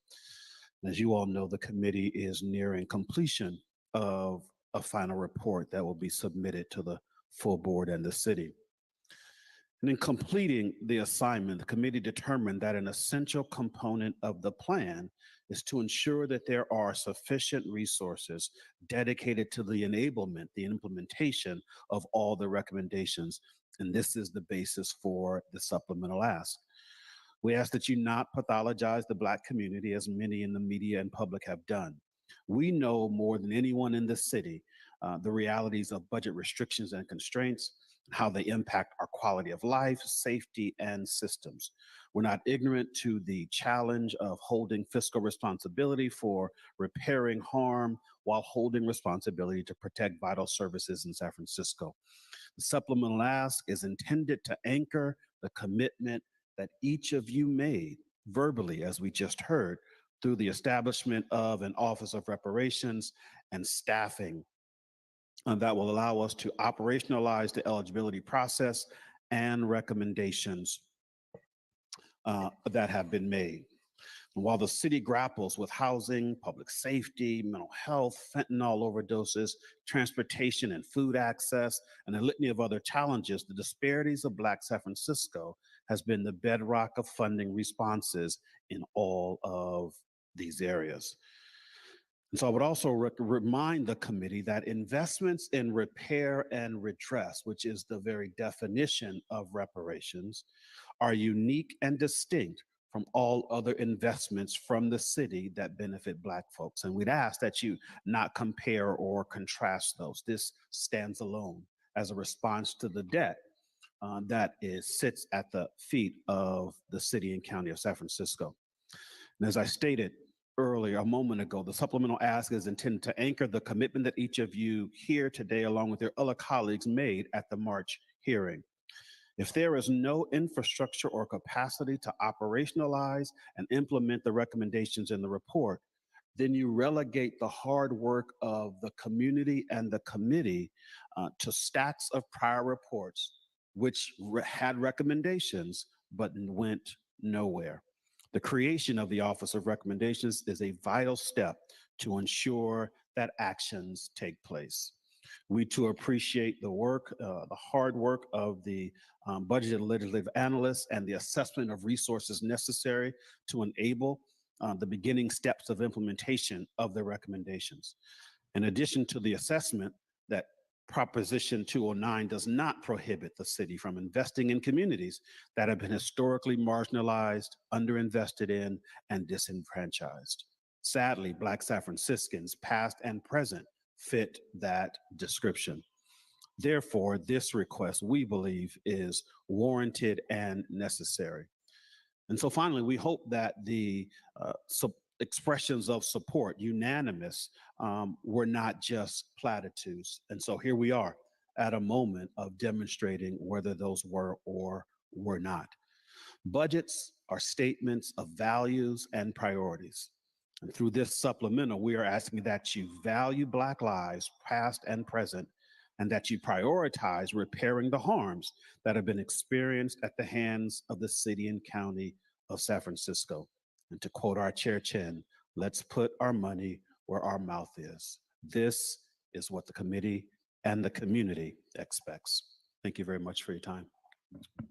Thank you so much, Chair McDonald. And now we will hear from Dan at the Budget and Legislative Analyst Office.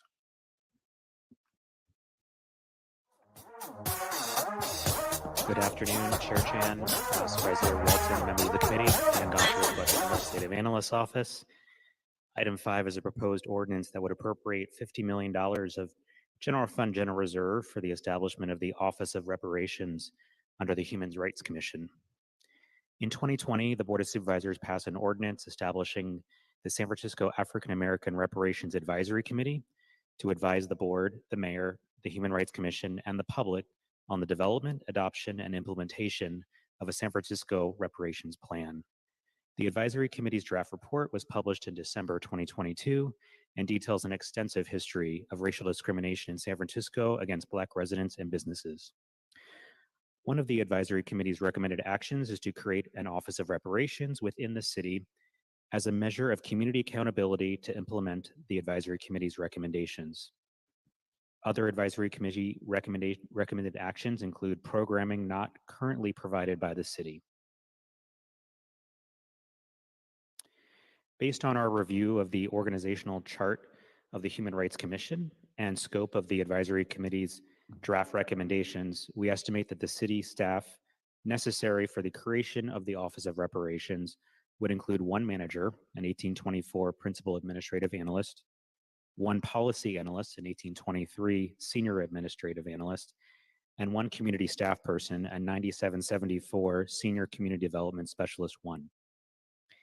In addition, we estimate approximately $200,000 per year in cost for professional services, such as legal, actuarial, and other specialized research, prorated at 50% in year 1 of the office, as well as funding for administrative support for the office based on 15% of city staff costs.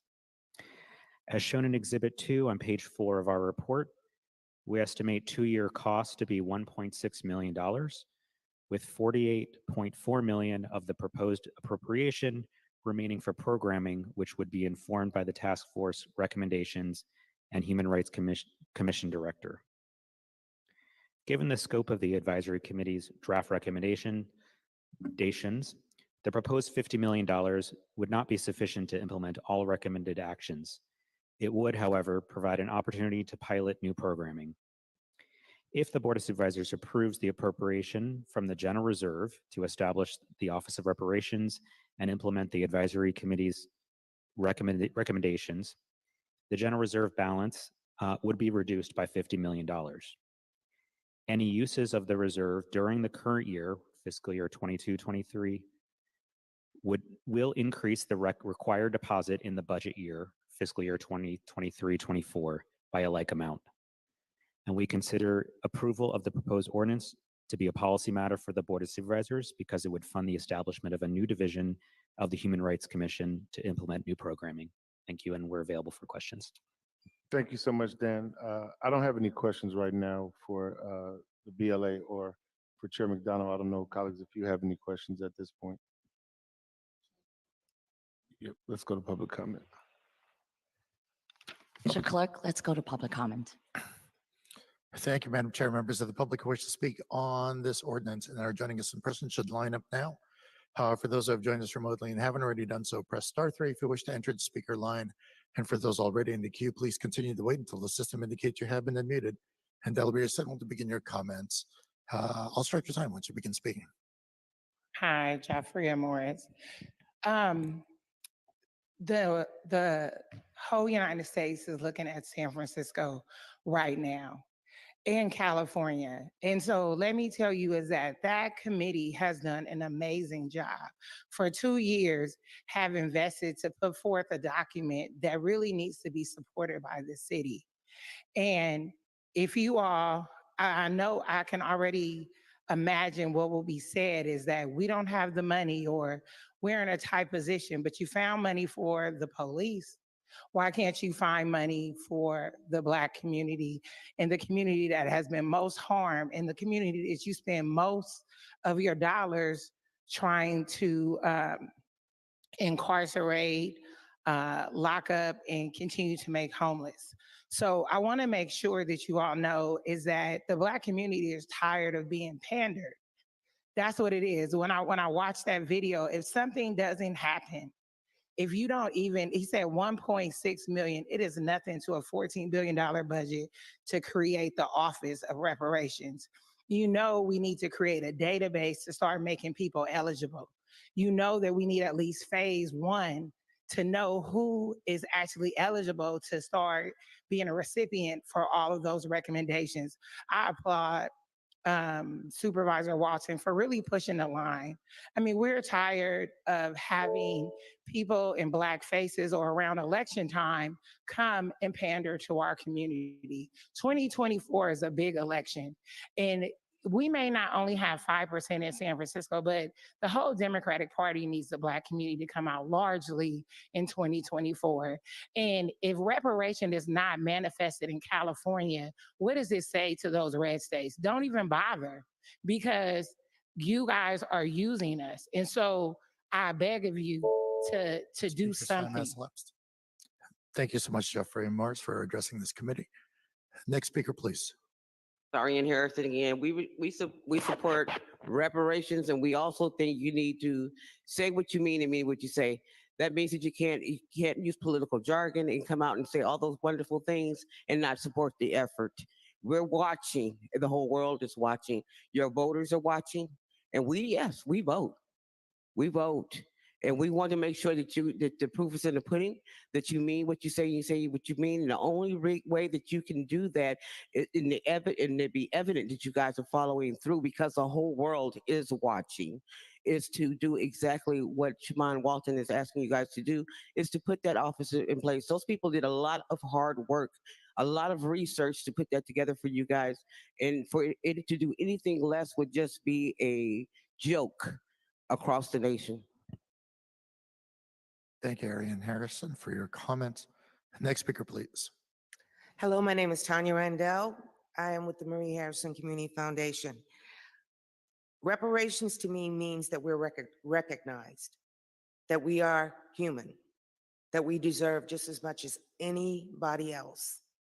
That's been said, but it has not been in action. Everyone in this room knows someone who has been discriminated against. But the Black people of this country have always been at the bottom. First there's Black men, then there's Black women. At the very least, we need to be supported in this action. I support everything these people have said, and I trust that you will do what is right for this community, because we are still suffering, especially in District 10. We are still suffering the harm of who gives a damn about those people over there. But what happens to us, I guarantee you, will happen to you next. If there's a flood where we live, it will flood where you live. If there's an earthquake where we live, you will get hit by it too. Doesn't matter where you are in this city or not. We need to stand together to recognize that we are human. Everyone is human. Everyone deserves the dignity of being recognized for the pain that has been put on them. So that's what I have to say. Thank you for listening. Thank you. Thank you much, Tanya Randell, for your comments. Next speaker, please. Hi, everyone. My name is Siobhan Hines Foster, and I would just like to come and say I would like to urge the board to support this ask. I know me personally, I was born and raised in District 10, but I took the stern decision to go to college. But I know coming from District 10, many of us don't get the opportunity to go to college, and we also don't have the resources to go to college. My mom is a small business owner, so you can imagine running a small business, you probably don't have enough money to pay $40K a year to send your daughter to college. So reparations can work to help communities like mine. But in addition to, it can work to help communities of San Francisco, especially Black communities, especially Black LGBTQ communities, and especially communities that are poor. We've seen based on recent events that people need to be housed, people need access to education, and people also need access to healthcare. So if recent events throughout history don't show that we need reparations, I don't know what will. And like Ms. Joffrey Moore said, 2024 is a big election. And I'm not giving my vote to nobody if they're not doing the work. So thank you. Thank you, Siobhan Hines Foster, for your comments. Next speaker, please. Ken from San Francisco. I walked away from an international relations program emphasizing conflict resolution on account of multiple instances of racial discrimination, not in relation to peers, but expressed by various professors. So we're aware that San Francisco has more than her fair share of glaring social issues and symptoms. Ideally, however, unless someone is crippled, seriously injured, infirm, suffering prolonged disease, or cognitive and psychological shortcomings, they should seek as little aid, support, or personal dependence as possible from the state. There are matters, issues, and occasions that of course, do require government mediation. They should be the exception, never the rule, and applied judiciously. The primacy of rights and responsibilities of individuals is paramount wherever individuals are capable of sound mind and rational mental faculties. Where possible, individuals should strive towards individuation and independence as opposed to subsumed in social categories, racial categories, group identities, and for political convenience at the interpersonal level, people should be seen for character, warts, and all.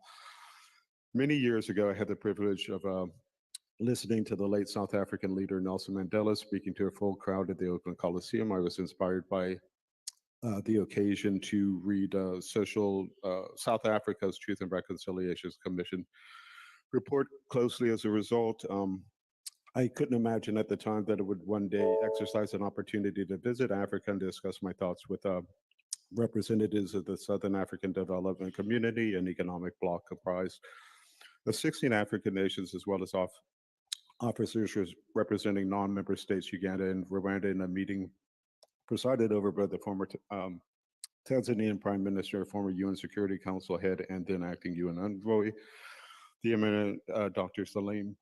Ahmed Salim. At the time, Rwanda had been holding a long siege on the Speaker's time Congolese has airport. elapsed. Thank you much, Ken, for addressing this committee. Next speaker, please. Hello, all. Hello, Chair Chan. Thank you, Supervisor Walton, for making this an item that I was surprised actually this soon we'd be able to have some action. So I thank you for that. I am a member of the Reparations Committee. I serve in seat 7, which is someone who was formerly homeless. I was homeless for 3 years. I'm a veteran. Let that sink in. So budget process is agonizing. We all know this, but it comes to a point of insanity when we keep thinking of what can be done to help a community that faces the most disparities and see year after year what has previously been done does not work. This body was formed because we have people who've been harmed by policy in this city, and we need to visit that harm and do what the community says will repair that. Please tell me that this body that met for 2 years was not just for someone's campaign material or some type of feather in their hat. You know, please tell me that all the harm we experience meeting, listening to the public, revisiting our personal harms from the past, present, and the future. My daughter just got outpriced San Francisco last week, you know, so please tell us that this work wasn't in vain, that our report's not going to end up on a shelf somewhere like the past 3 reports, and that this progressive Board of Supervisors will do the right thing, be a lead for the state who's looking at us, the country who is looking at us, and the world. Other countries are looking at us and will model their reparations plan after us. Please pass this. Thank you. Thank you so much for addressing this committee. Next speaker, please. Hello, board. I am Tiffany Carter, co-founder of SF Black Wall Street. I've also sat on a reparation task force for the last 2 years. I'm asking that you do not let our work go in vain. I run a small business here right in the TL. I have to close early so I can come here because it's important to get this passed. A lot of small businesses are closing, especially ones with faces that look like me. It is very, very important that this is passed. We want to see some of those recommendations passed ASAP. I'm tired of telling you guys what was done. Everyone knows what was done to African Americans in this city, in this country. The world is looking at San Francisco, and you guys are going to have to prove exactly who you are. Thank you. Thank you so much, Tiffany. Carter, for your comments. Last call for any speakers. My name is Ron Carter.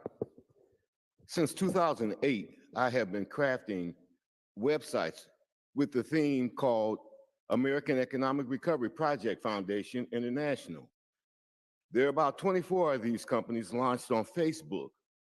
I've tried very hard to get them off the ground, but I met up with homelessness, jail, incarceration, every kind of human tragedy that could happen to a handicapped individual has happened to me. The greatest dream that I hope for this reparations movement that would come out is that I would be empowered to finally get these companies off the ground. There's Asian, African, Irish, Scotch, German, Polish, everybody, every racial group, every national ethnic group in America is represented that I have created a website for. And my intent is to hope to make those websites work. The purpose for me, the end of the story for me, is hopefully that reparations will play out into something that I'll have enough money to pay for all the filing fees and all the things that are necessary, 501c3 fees, business fees, etc., and then to farm these companies out to the community at large and give them over to other people to operate. Because at 70 years old, I'm tired, I'm wore out, and I'm weary. My only thing I hope to do is make sure that the companies I've created are functional and operational and within the city's hands to give it support. So I hope you will make good so I can bless and give back to the community, those things that I have so zealously worked for. Thank you, Ron Carter, for addressing this committee. Seeing no further speakers here in the chamber, we have 13 members of the public listening in on this meeting with 9 in the queue. Mr. Ignow, if you can unmute our caller, please, our first of our callers. Hi, my name is Dee Dee Hewitt. I'm honored to be here, and I commend you all for your efforts. I am here on behalf of both the Black Leadership Forum and the Sharon Hewitt Empowerment Resource Organization.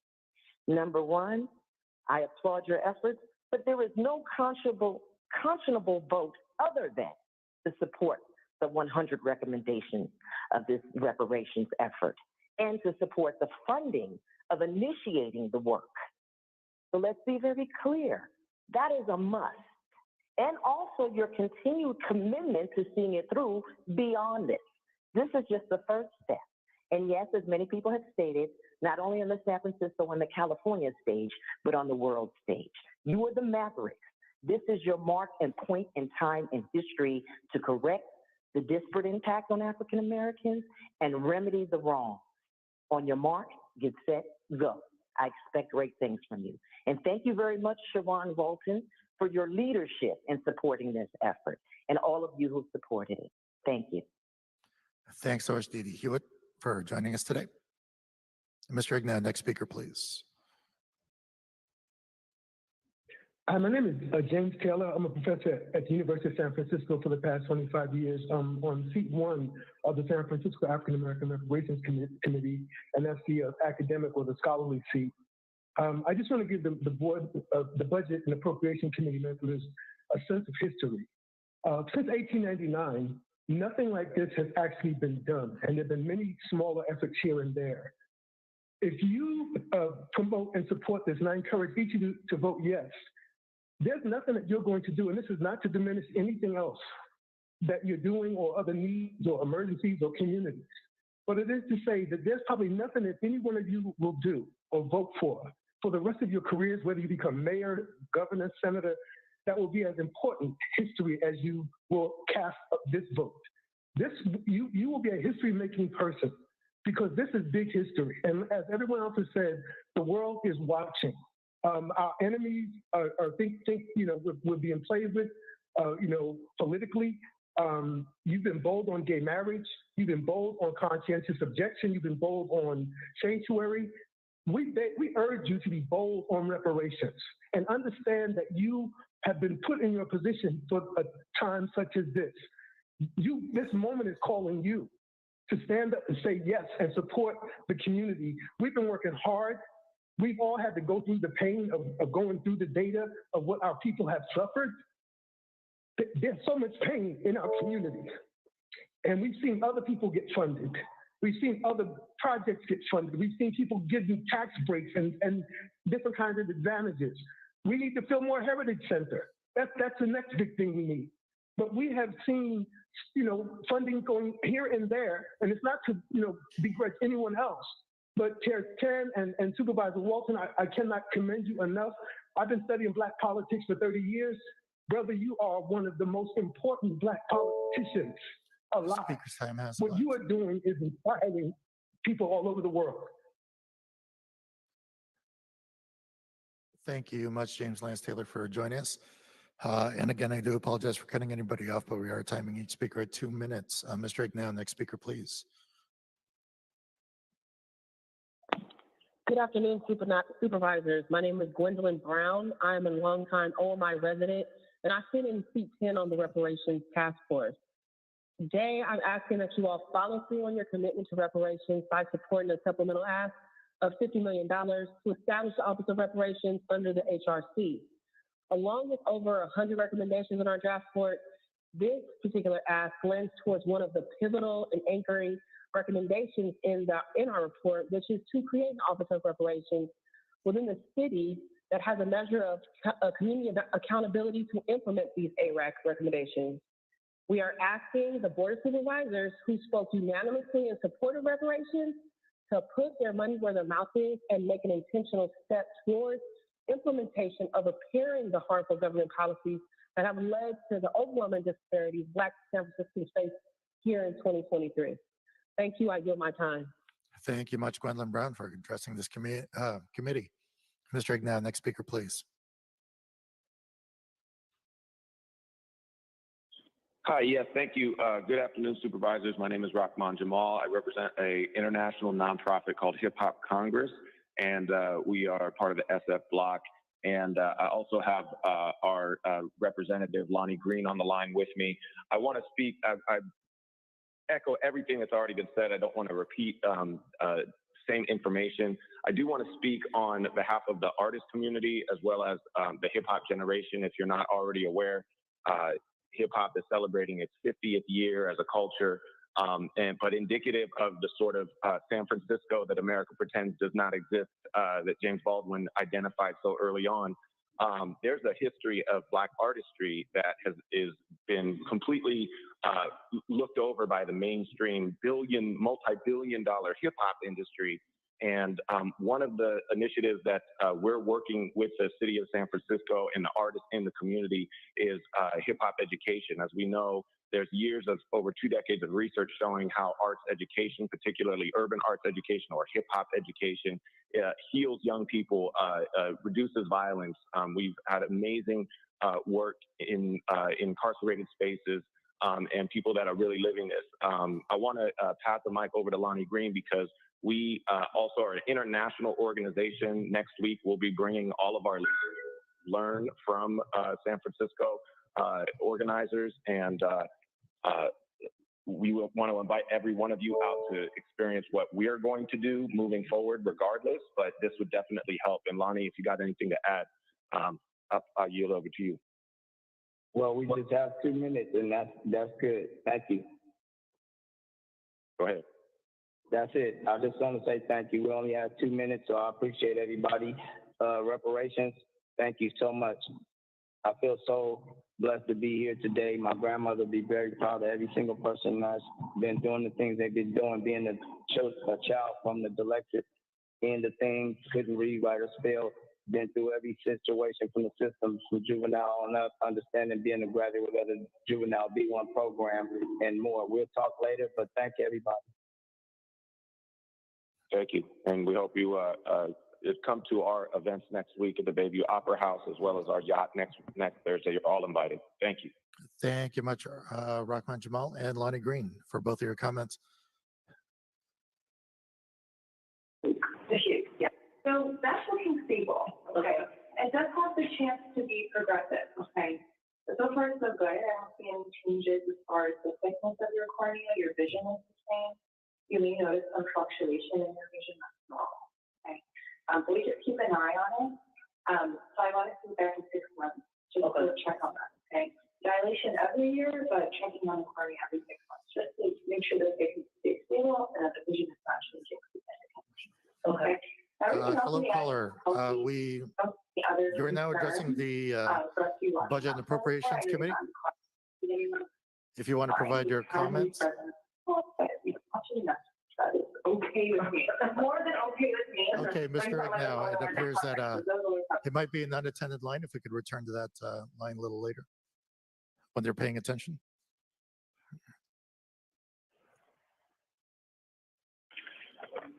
Good afternoon, supervisors. My name is Efrain Barrera, and I'm calling in support of the reparations. The Latino community stands in solidarity with the Black community. This is a long overdue program. We, the Latino community, understand that the success of our Black kids, our Black families, is the success of all of us. The statistics speak for themselves. Black children have been failing.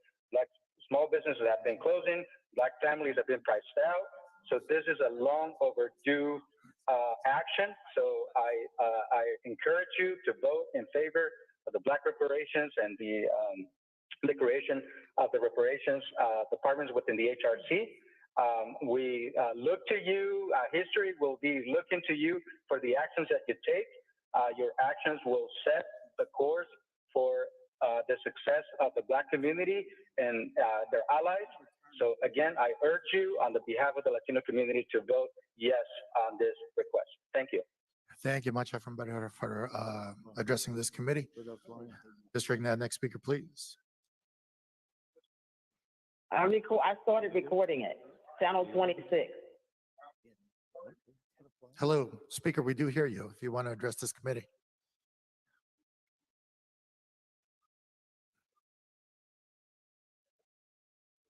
Okay, Mr. Ignow, it looks like this is an unattended line as well. Perhaps we can come back to the speaker.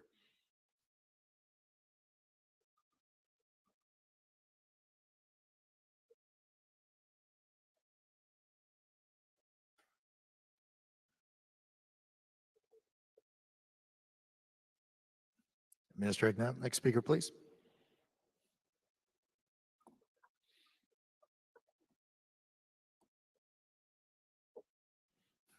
Okay, maybe an unattended line also.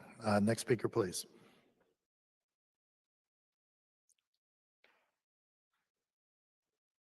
Oh. Hello, speaker, we do hear you. Good afternoon. Hi. Hello.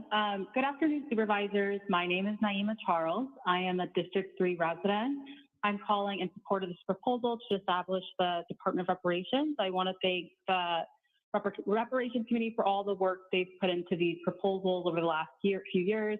Our Black children deserve better. Black children start kindergarten with lower kindergarten readiness levels than most of their peers. It just starts way too early. And so childcare investments are essential, but Black children and families furthermore need a holistic approach to truly solve and meet the needs of the Black community. And that is what the Department of Reparations will and seeks to do. So this department is really important to the Black community, especially Black children. These proposals will really uplift the community overall. And so thank you to all the supervisors and support, and a special thank you to Supervisor Walton for your unwavering passion and commitment to the Black community, your bravery, and your leadership on this effort. It has really been very heartening to see. Thank you. Thank you much, Naima Charles, for addressing this committee. Mr. Ignow, next speaker, please. Hello, good afternoon. Can you hear me? Yes, we can. Please begin. Yeah, my name is Roberto Hernandez, and I'm a native of San Francisco, born and raised here in the Mission District. And when I grew up, you know, I grew up with Samoans, Filipinos, African Americans, Latinos, Irish, Italians, and I remember going to the Fillmore to eat the most delicious food. My African American brothers and sisters cooked in their homes, in their restaurants.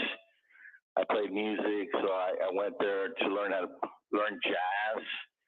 And as an adult, you know, enjoyed all the different jazz clubs that existed there. But I watched how it was criminal, how the government of San Francisco displaced so many of the African American brothers and sisters from the Fillmore in the name of redevelopment and promised to bring them all back, and they never did. And then I watched in Hunters Point all my African American brothers and sisters being poisoned and being put in land that was poisoned, toxic land, and how many of them got sick throughout the years, and some of them died. And so I am calling today to support my African American brothers and sisters. This is way overdue, and it's about justice, and it's time to do it. I also believe that it's important that we also honor and remember our Native American brothers and sisters. And so we should also be looking at how do we do justice for our Native American brothers and sisters. Throughout the years, I've seen gentrification affect Black and brown people. Here in the Mission District, we've had over 10,000 people who've been evicted. First, it was a dot-com boom, and the city was chasing money. Then it was tech. Thank you so much, Roberto Hernandez, for addressing this committee. Mr. Ignat, next speaker, please.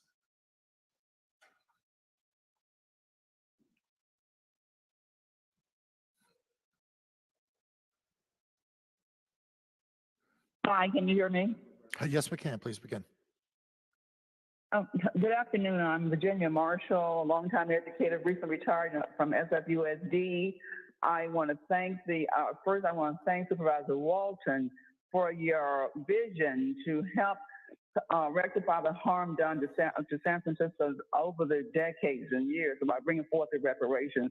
I am in full support of a reparations department under HRC to get this done for us. I'm so glad that I had the opportunity to hear and see former Commissioner of SFUSD, Siobhan Hines Foster, speak today before you in person. She's home from college, and she's certainly a teacher's dream of a very successful student.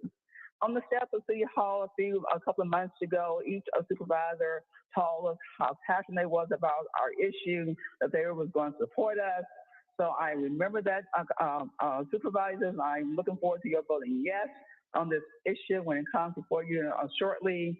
So again, thank you for all that you've done to help rectify the harm done to San Franciscans over the years by passing this reparation bill before you shortly. Thank you so much, and Ashe. Thank you much, Virginia Marshall. Mr. Ignat, next speaker, please.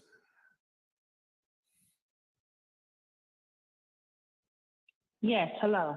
My name is Dr. Melody Downey Huff, Goldie to my friends and family. I am a San Francisco native, born and raised in Fillmore Western Addition, where I am the Executive Director of Change SF, a housing community development agency, and I'm also a member at SF Block and NFLC. Thank you, Brown Knight Supervisor Walton and Reparations Commission for your hard work. And as a member of San Francisco native, I'm sad to say that many of the people that I know have had some interaction with law enforcement. I can go as far as to say that many of the young men and women during the 80s and 90s has either been to juvenile, CYA, 850, San Bruno, or one of the hundreds of penitentiaries in this state. We know that drugs were brought directly to our community and targeted us, and I too was a victim of these harms. I didn't earn a high school diploma or attend prom, but now I have a doctorate because I was in one of these institutions. Watch the movie Kill the Messenger or read the HRC report. I have to also mention redevelopment that is still happening in Fillmore as we struggle with gentrification, the loss of homes and businesses, and broken homes. This office will ensure that similar harm done to our community will be recognized. We need this office to ensure that the promises that were made are kept. Thank you very much. Thank you much for your comments. Mr. Ignat, next speaker, please. Um, Good afternoon, everyone. My name is Larry Martin. I'm a resident of District 6, and I'm calling in to support the legislation, the $50 million fund for the Office of Reparations. I believe that it's important that we fund this because we have been harmed. We have been harmed, and I just graduated from college, and it's important because we refuse to believe that the Bank of Justice is bankrupt. So we carrying this torch, and it's a hope that we have that all the supervisors vote yes on this bill that's going to be coming up. You know, that's one of the purposes of war. Are we doing that recording? You know, because we don't want you supervisors to change up on us. Because we have a history of politicians and supervisors to change up on us. So it is our hope that y'all stay the course and be on the right side of history. You know, and with that said, thanks for letting me share, because a torch has been passed. Thank you much, Larry Martin. Mr. Ignat, next speaker, please. Good afternoon, Supervisor. My name is Ivan Prado. I'm the manager of the Latino Task Force and also a District 5 resident. I'm here speaking on behalf of our initiative and the Latino community. We stand in solidarity with the ask before you today for the Office of Reparations. This plan and the statistics speak for themselves. Black children and in our community are failing. Our small businesses need your support. Black people suffer the highest homicide rates in San Francisco and across the country. The health disparities in this report, and also from the other departments that bring reports before you on different days, to speak to the need for this type of work. Black home ownership is tremendously down, it's almost non-existent. You heard reports from some of our city programs where home ownership was supposed to be guaranteed for Black families, but only 2 families actually were able to buy homes in some of these programs. Black employees in San Francisco have been promised things over and over. They experience racism across all sectors, whether they're public, private, or government. So what we need to do is have this office. We need to start this work, and the Latino community is in solidarity to start this work and continue the work that we've been doing together through COVID, before COVID, because what we know in our community is we're all we got, and that needs to end. We need to have government behind us as well. Thank you. Thank you, Ivan Corrado-Vega, for your comments. Mr. Ignat, next speaker, please. Oh, good afternoon. Thank you for everything that's going on here today. Just listening to us speak, the public, is vital. And so I have a more personal story that will hopefully support the passing or the legislation to approve the Department of Reparations and the Human Rights Commission's leadership under Cheryl Evans Davis. Thank you to the mayor. Thank you to Supervisor Walton and to the Board of Supervisors and to the African American Reparations Advisory Committee. And former politicians like George Moscone, who I met as a child on the steps of City Hall. This is my first time calling in to the Board of Supervisors to meet and or to speak with all of you. I'm the first generation San Franciscan. I'm the first professional. I worked for KRON, for television, KCBS, iHeartMedia. I'm the first to be a part of this reparations movement along with all of you. So we will make history together. I see it, I hear it, I feel it. I know it's real because we're all doing it. We're doing it. So thank all. I just want to say thank you to all of you. But the harm that's been done includes my father, a Marine, a U.S. Marine who worked for Motorola, died of a drug overdose off of 3rd Street. My brother was murdered as part of his attempt to build a dispensary, a marijuana dispensary before marijuana became legal. My uncle died of alcohol poisoning. He walked up and down the streets of Silver and San Bruno Avenue. All of the men in my family are gone. There's just elderly women left in my family, and me. I'm the one picking up the torch, trying to carry forward what my ancestors left Jackson, Mississippi to get away from, only to land here in the Bay Area in San Francisco to Speaker's be time has faced with elapsed. more injustice. Thank you. Again, so sorry for cutting anybody off, but we are timing each speaker to 2 minutes. But thank you for addressing this committee. Mr. Agnell, if we could try to circle back to our unattended lines and give them another shot. Good afternoon, Board of Supervisors and the committee and Shaman Walton. My name is Cheryl Thornton and I'm a District 10 resident. Central to the idea of the American dream lies an assumption that we all have the equal opportunity to generate the kind of wealth that brings meaning to the words life, liberty, and pursuit of happiness, boldly penned in the Declaration of Independence. The American dream portends that with hard work, a person can own a home, start a business, and grow a nest egg for generations to draw upon. This belief, however, has been defied repeatedly by the United States government's own decree that denied wealth-building opportunities to Black Americans. So I'm here to, I support the 100 recommendations that were put forth by the task force, and I'm also in support of the Office of Reparations. Thank you. Thank you so much, Cheryl Thornton, for your comments. Mr. Agnell, next speaker, please.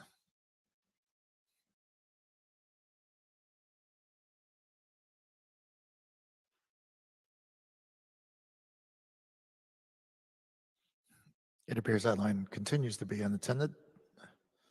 Black woman owned. Clarity Media.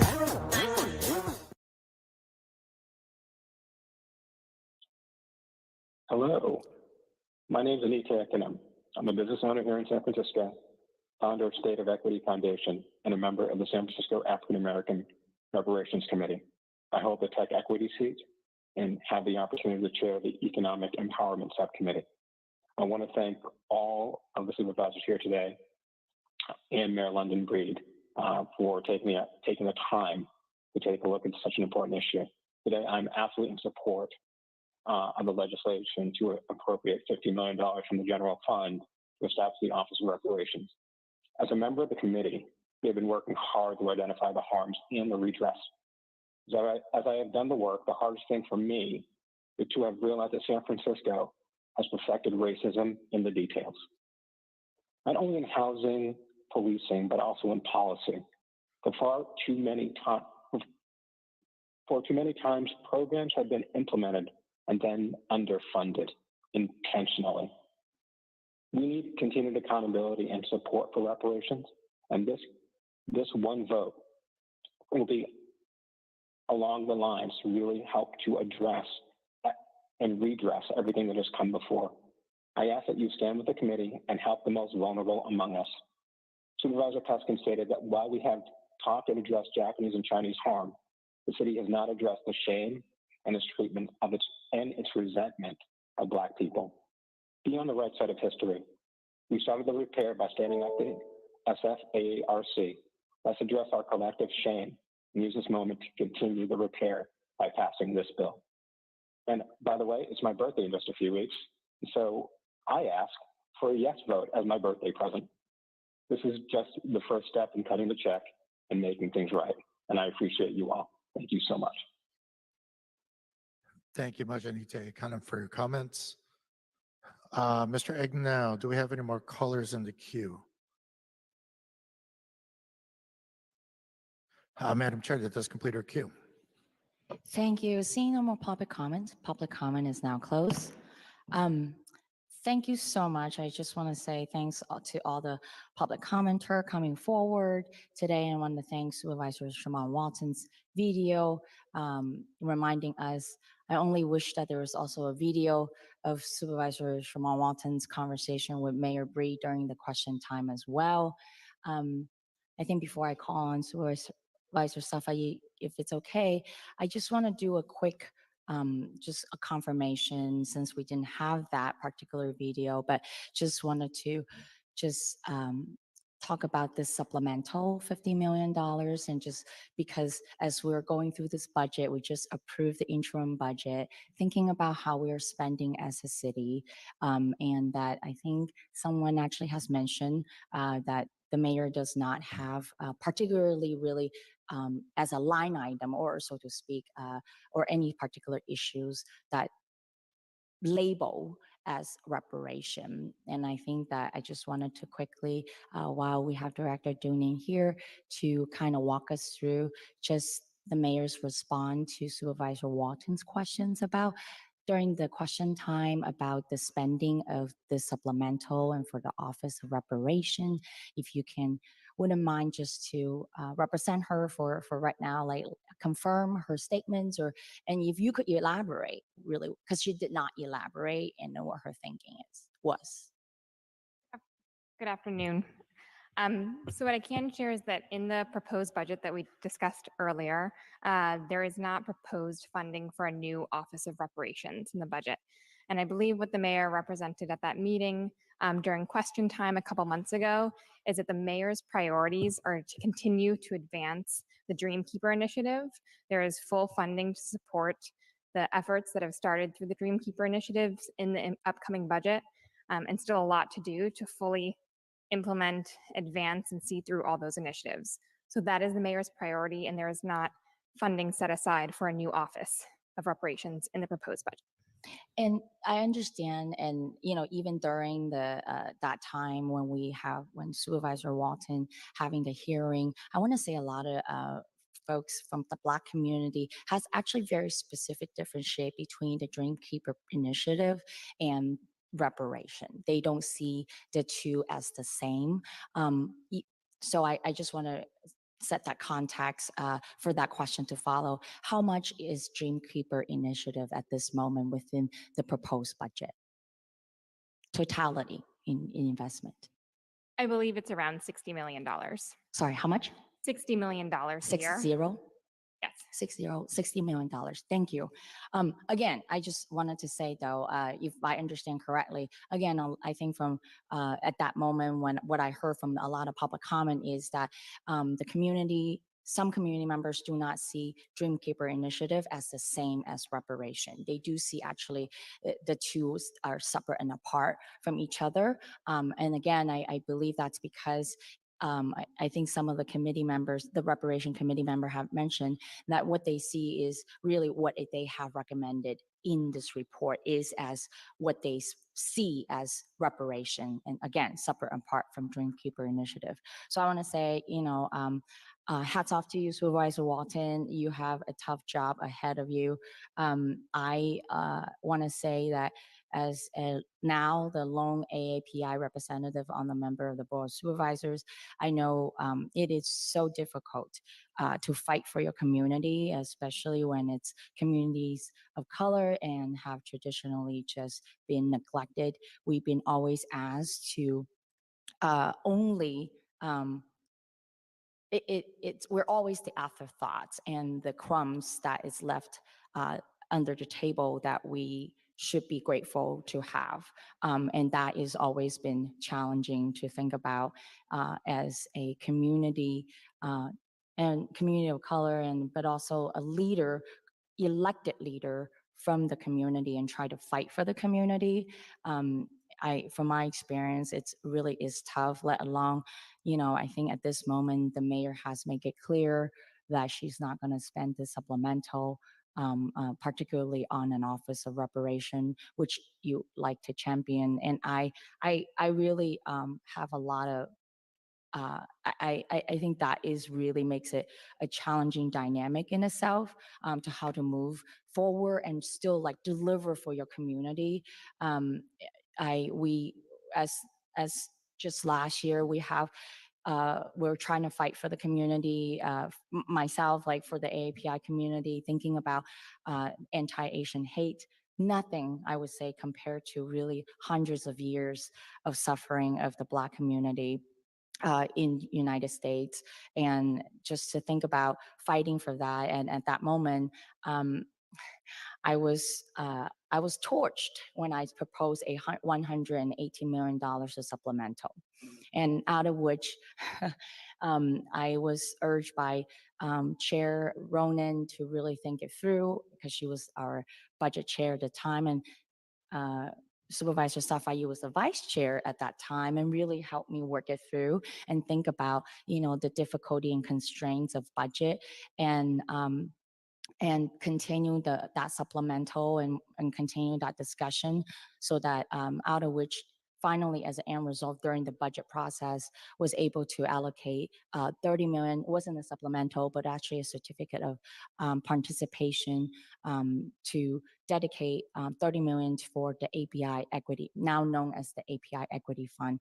But even then, after a year later, that 30 million allocated, only less than $15 million was went out and spent.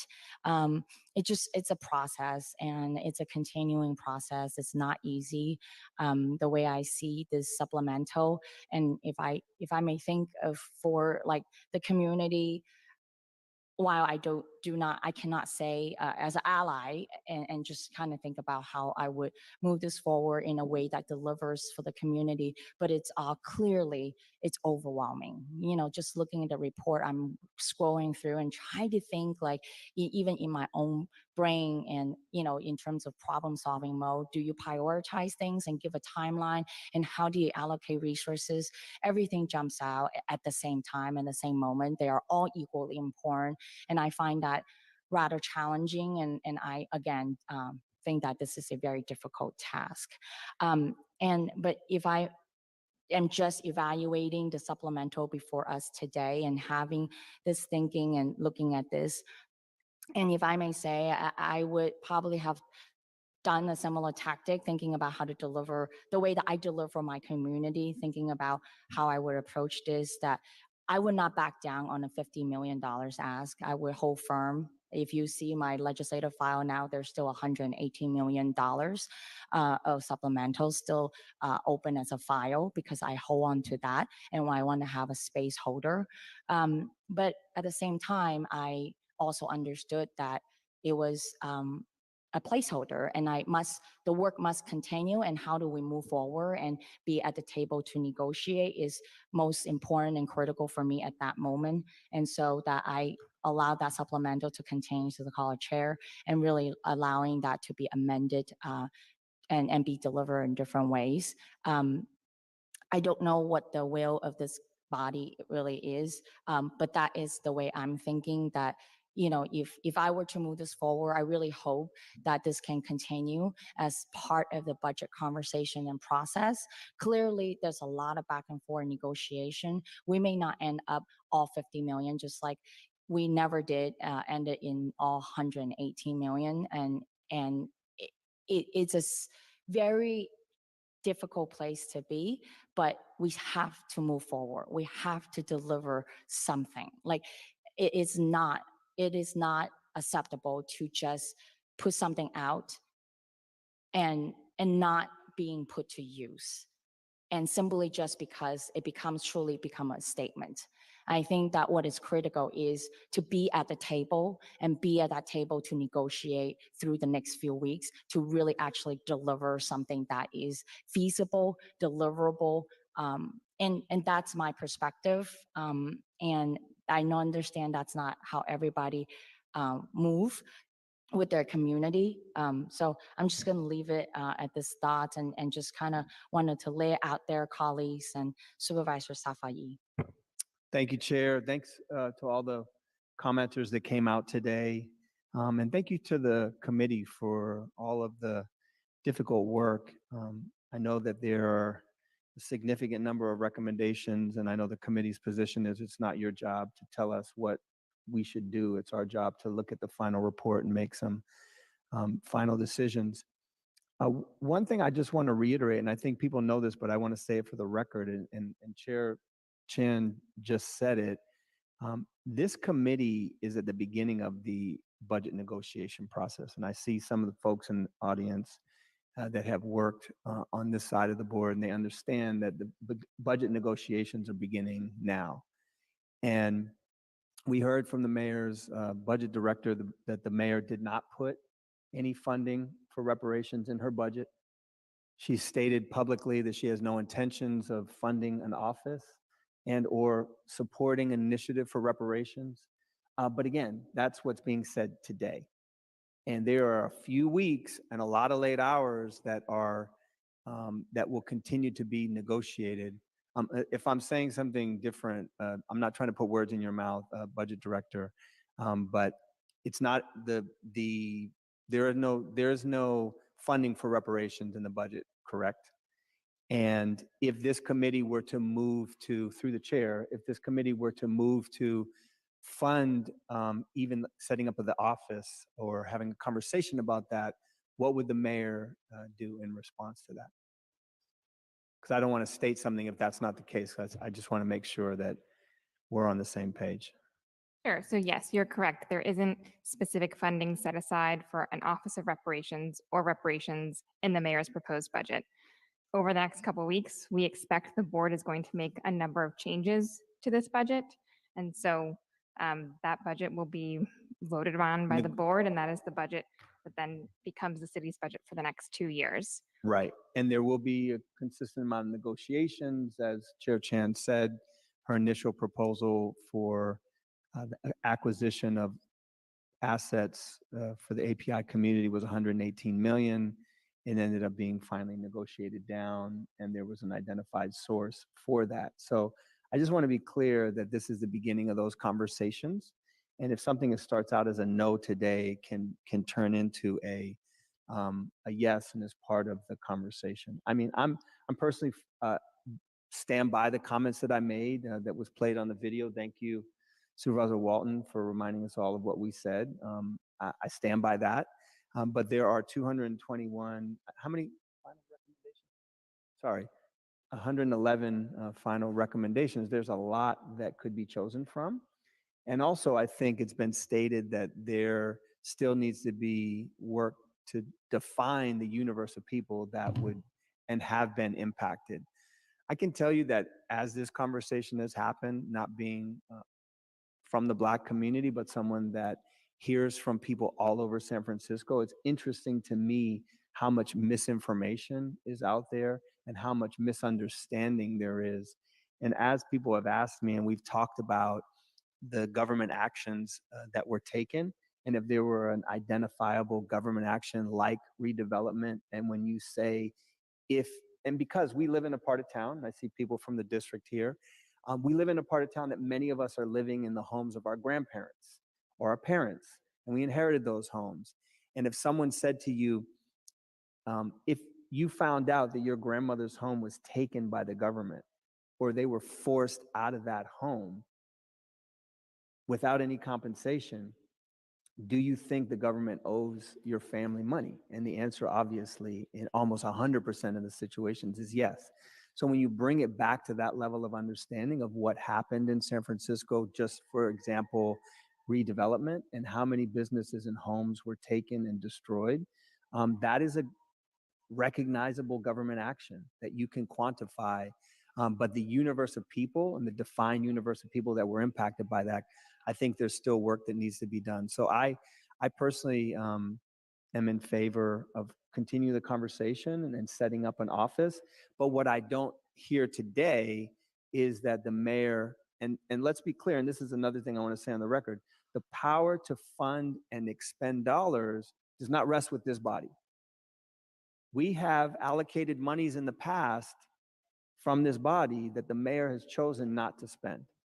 And the power and the decision rests with the mayor ultimately to spend dollars in San Francisco. That is how the charter is set up. 90+% of the power in the city rests with the mayor of city and county of San Francisco.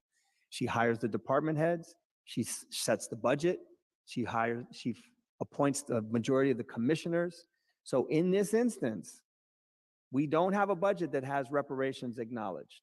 We are being asked to make a step in the right direction. I appreciate Supervisor Walton for making this conversation move forward. And as I said, today is day one of the negotiations in many ways. This is the first day we're having budget and appropriations hearing as it relates to the budget. And we will be doing this over the next 3 weeks. I think, and I feel confident that there will be a way to get to the funding of an office. Then it will result in a conversation, I think, with Director Davis, because that's what has been proposed, and how we can have that conversation ultimately to finalize that. I don't think it's our job to make the final decision today on what will ultimately be funded, because we still haven't defined that universe. Just through the chair, if I could just ask Director Davis, since she's here, to come up and maybe speak on that, answer a couple of questions, because I'd like to understand the mechanics of which, and it sounds like there's been a request. I think, if I'm not mistaken, Director Davis, and seriously, I want to know for sure, Dream Keepers runs through your department, is that right? That's correct. Okay, and there's been the request from the mayor and the statements from the mayor have been the very hard line. I mean, like, her position is Dream Keepers is her way, and she's talked about it publicly, that this is what she believes is the step toward, and has tried to show the commitment to the Black community through Dream Keepers. But yet the community has said very strongly that there's a hard line between Dream Keepers and reparations. Yeah, and I would not begin to try and speak for the mayor, but I will try to speak to the distinction between the two. My understanding is that the Dreamkeeper Initiative was created as a way to invest in the Black community, a way to, within the confines of the way that the bureaucratic structure is set up, to move this money. And I think that and if I'm honest, and I know that folks from the city attorney's office and other folks can speak to this, I think that there's a lot of apprehension from folks around, if we label something specifically reparations, lawsuits will come and begin to ensue. So I want to be very clear that right. No, I appreciate no, and I want to say the one thing, and I think this is where the community comes from, is that with Dreamkeeper Initiative, we are focused and intentional about getting to the Black community. There is not a caveat or carve out in the way that reparations is that says it would only be for Black people. Got it. That's a very important distinction. I appreciate that.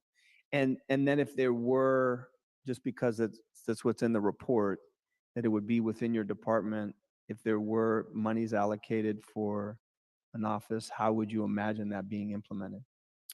I mean, I think we have learned over the last few years, just from taking on various different projects. I think some of what you all have said today is very true, just in terms of how long it takes to actually get dollars out the door. We know that hiring cannot theoretically begin until October 1st, the way that the budget runs.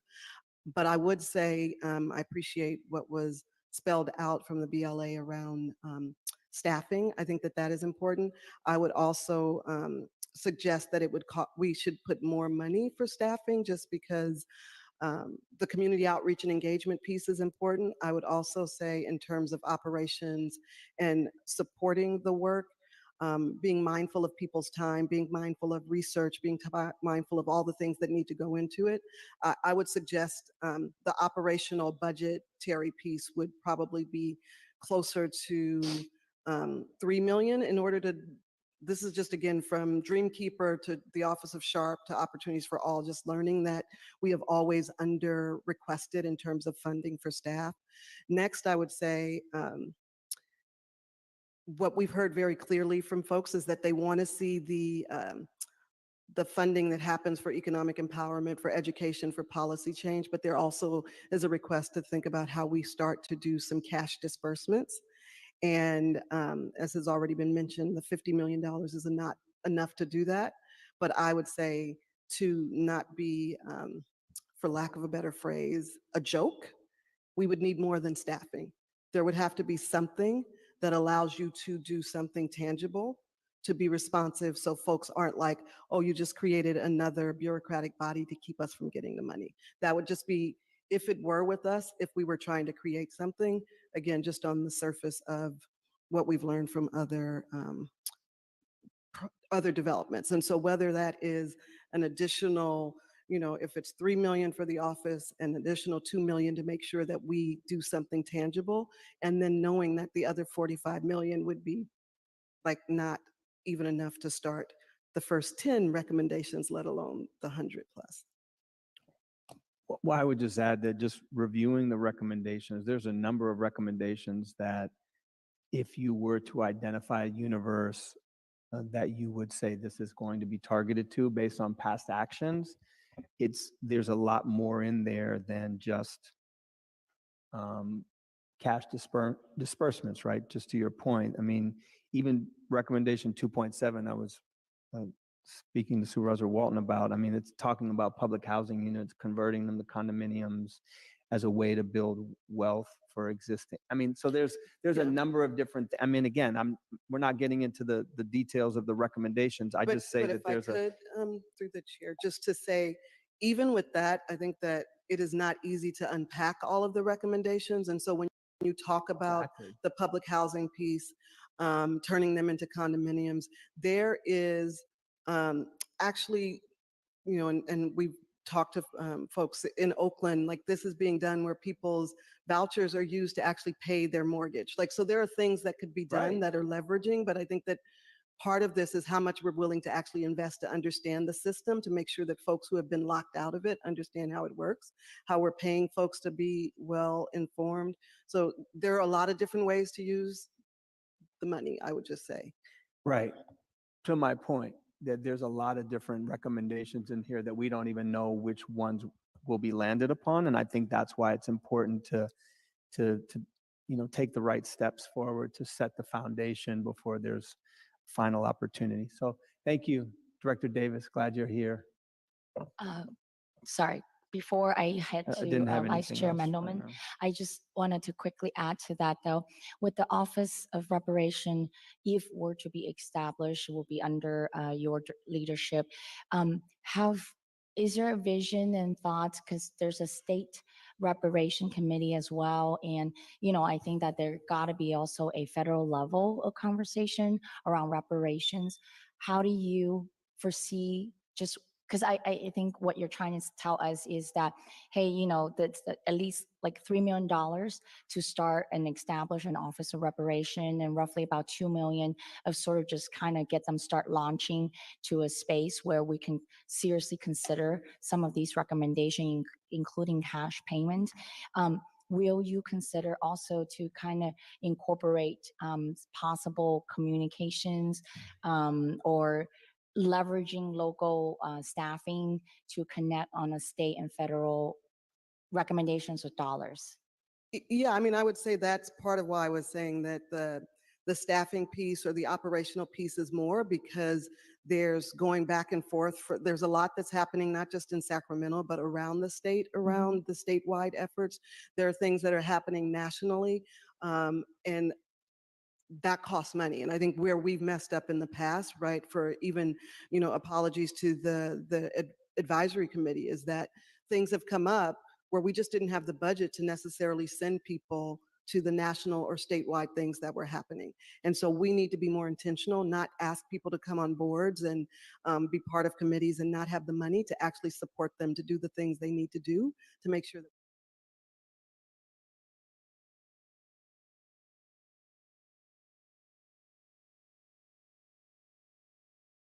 greeting everyone out there watching. Thank you so much for tuning in to Clarity Media. This is Alicia Mayo, the founder and executive producer here at Clarity Media on this beautiful Saturday, June 17th. It's just before 2 p.m. in the afternoon, and Clarity Media is wrapping up the coverage of the previously recorded Appropriation General Reserve Human Rights Commission meeting with the Board of Supervisors to discuss the appropriation of $50 million to create and develop a Department of Reparations for San Francisco and their reparations movement.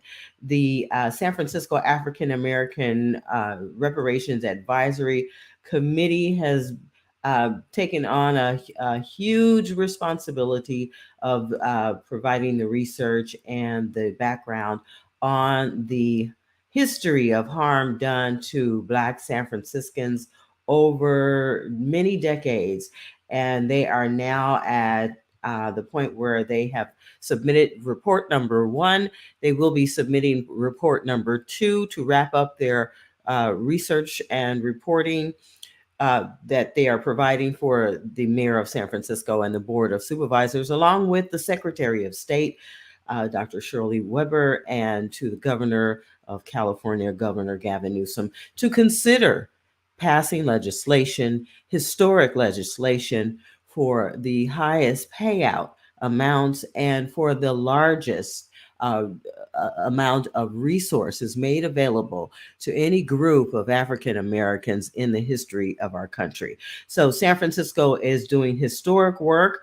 The Board of Supervisors are all on board, according to what they said in March.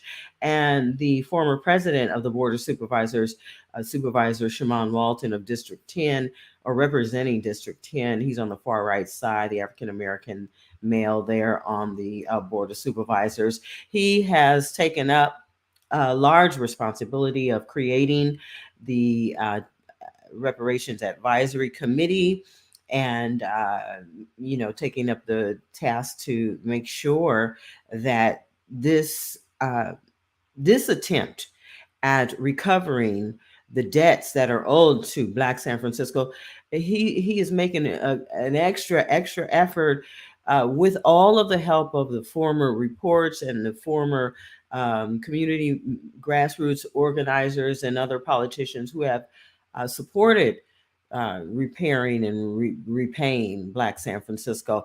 He here now is making another attempt and doing a pretty good job at it, I must say. I think that it will become legislation eventually after we go through all of the politics. As you can see here on screen, San Francisco is full of politics, full of red tape, full of loops and hoops and obstacles to get past and through in order to be fully justified in their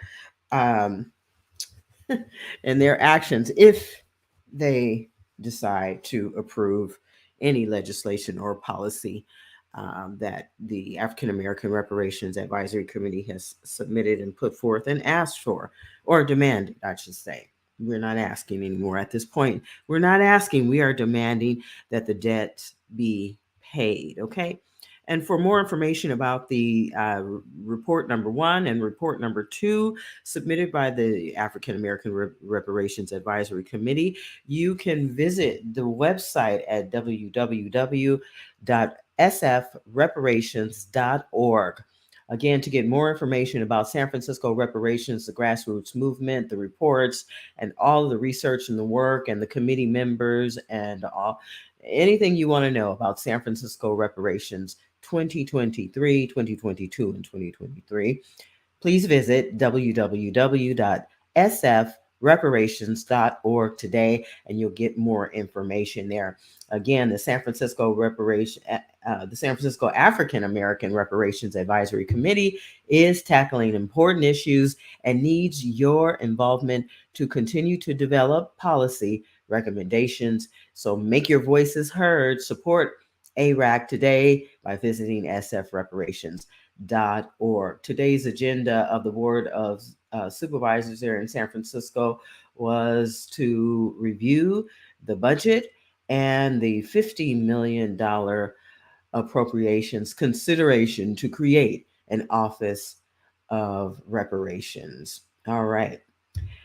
Thank you again so much for watching. This is Alicia Mayo of Clarity Media. I just cannot thank you enough for supporting Clarity Media. If you like what you've seen and you like the information I've presented here, please reach out to me. Let me know. Hit me up on Facebook. Follow me, like, and share the content here on Facebook and on YouTube. I'm also on LinkedIn, on Twitter, and where else am I? Did I say YouTube? YouTube, Twitter, Facebook, LinkedIn. Yeah. Okay. Anywhere you are hanging out on social media, you can find content on Clarity Media. Okay. And that includes Instagram and TikTok too. Yeah. I'm everywhere. Doing my thing, trying to share some good news and trying to share some really important news. There are human stories and grassroots solutions. That's what Clarity Media is all about. Okay. So enjoy your weekend. This is Juneteenth weekend. We are celebrating all month long until July 4th. I am, at least. And so I just want to say happy Juneteenth month. To everyone out there, thank you all for watching Clarity Media, and I will talk with you all soon, okay? Thank you so much. Today's live stream is being brought to you by Clarity Media. Support the San Francisco Dreamkeeper Initiative, recognizing and investing in the diverse Black and African American communities of San Francisco with a wide range of programs to support youth, families, seniors, and members of the Black LGBTQ+ communities. Dreamkeeper San Francisco is fostering hope for generations of Black people to feel free to dream boldly. Visit dreamkeepersf.org today. Tune in weekdays to the Bay Area Mental Health Hour on YouTube, Instagram, and on Facebook. You'll find us covering issues surrounding your everyday coping skills and your mental health and wellness. And remember, your mental health matters as much as your physical health. If you'd like to be a guest or suggest show ideas, drop us an email or a direct message. We'd love to hear from you. Clarity Media, human stories, grassroots solutions. Subscribe, like, follow, and share. The Bay Area Mental Health Hour, Clarity Conversations, and We the People. Building trust for the first time. Out of chaos comes clarity. Clarity Media. Like a spot, just winning. Media life spinning. Media life spinning. Every day, in every possible way, we need to stand up to stigma. If you're not sure how, here are ways you can do it. Talk openly about mental health. Educate yourself and others. Be conscious of language. Encourage equality between physical and mental illness. Show compassion for those with mental illness. Choose empowerment over shame. Be honest about your treatment. Don't harbor self-stigma.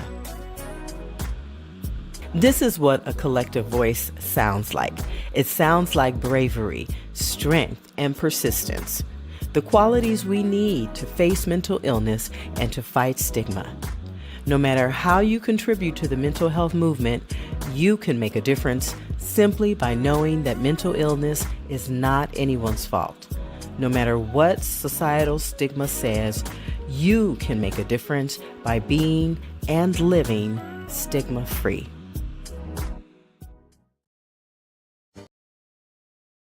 Tune in weekdays to the Bay Area Mental Health Hour on YouTube, Instagram, and on Facebook. You'll find us covering issues surrounding your everyday coping skills and your mental health and wellness. And remember, your mental health matters as much as your physical health.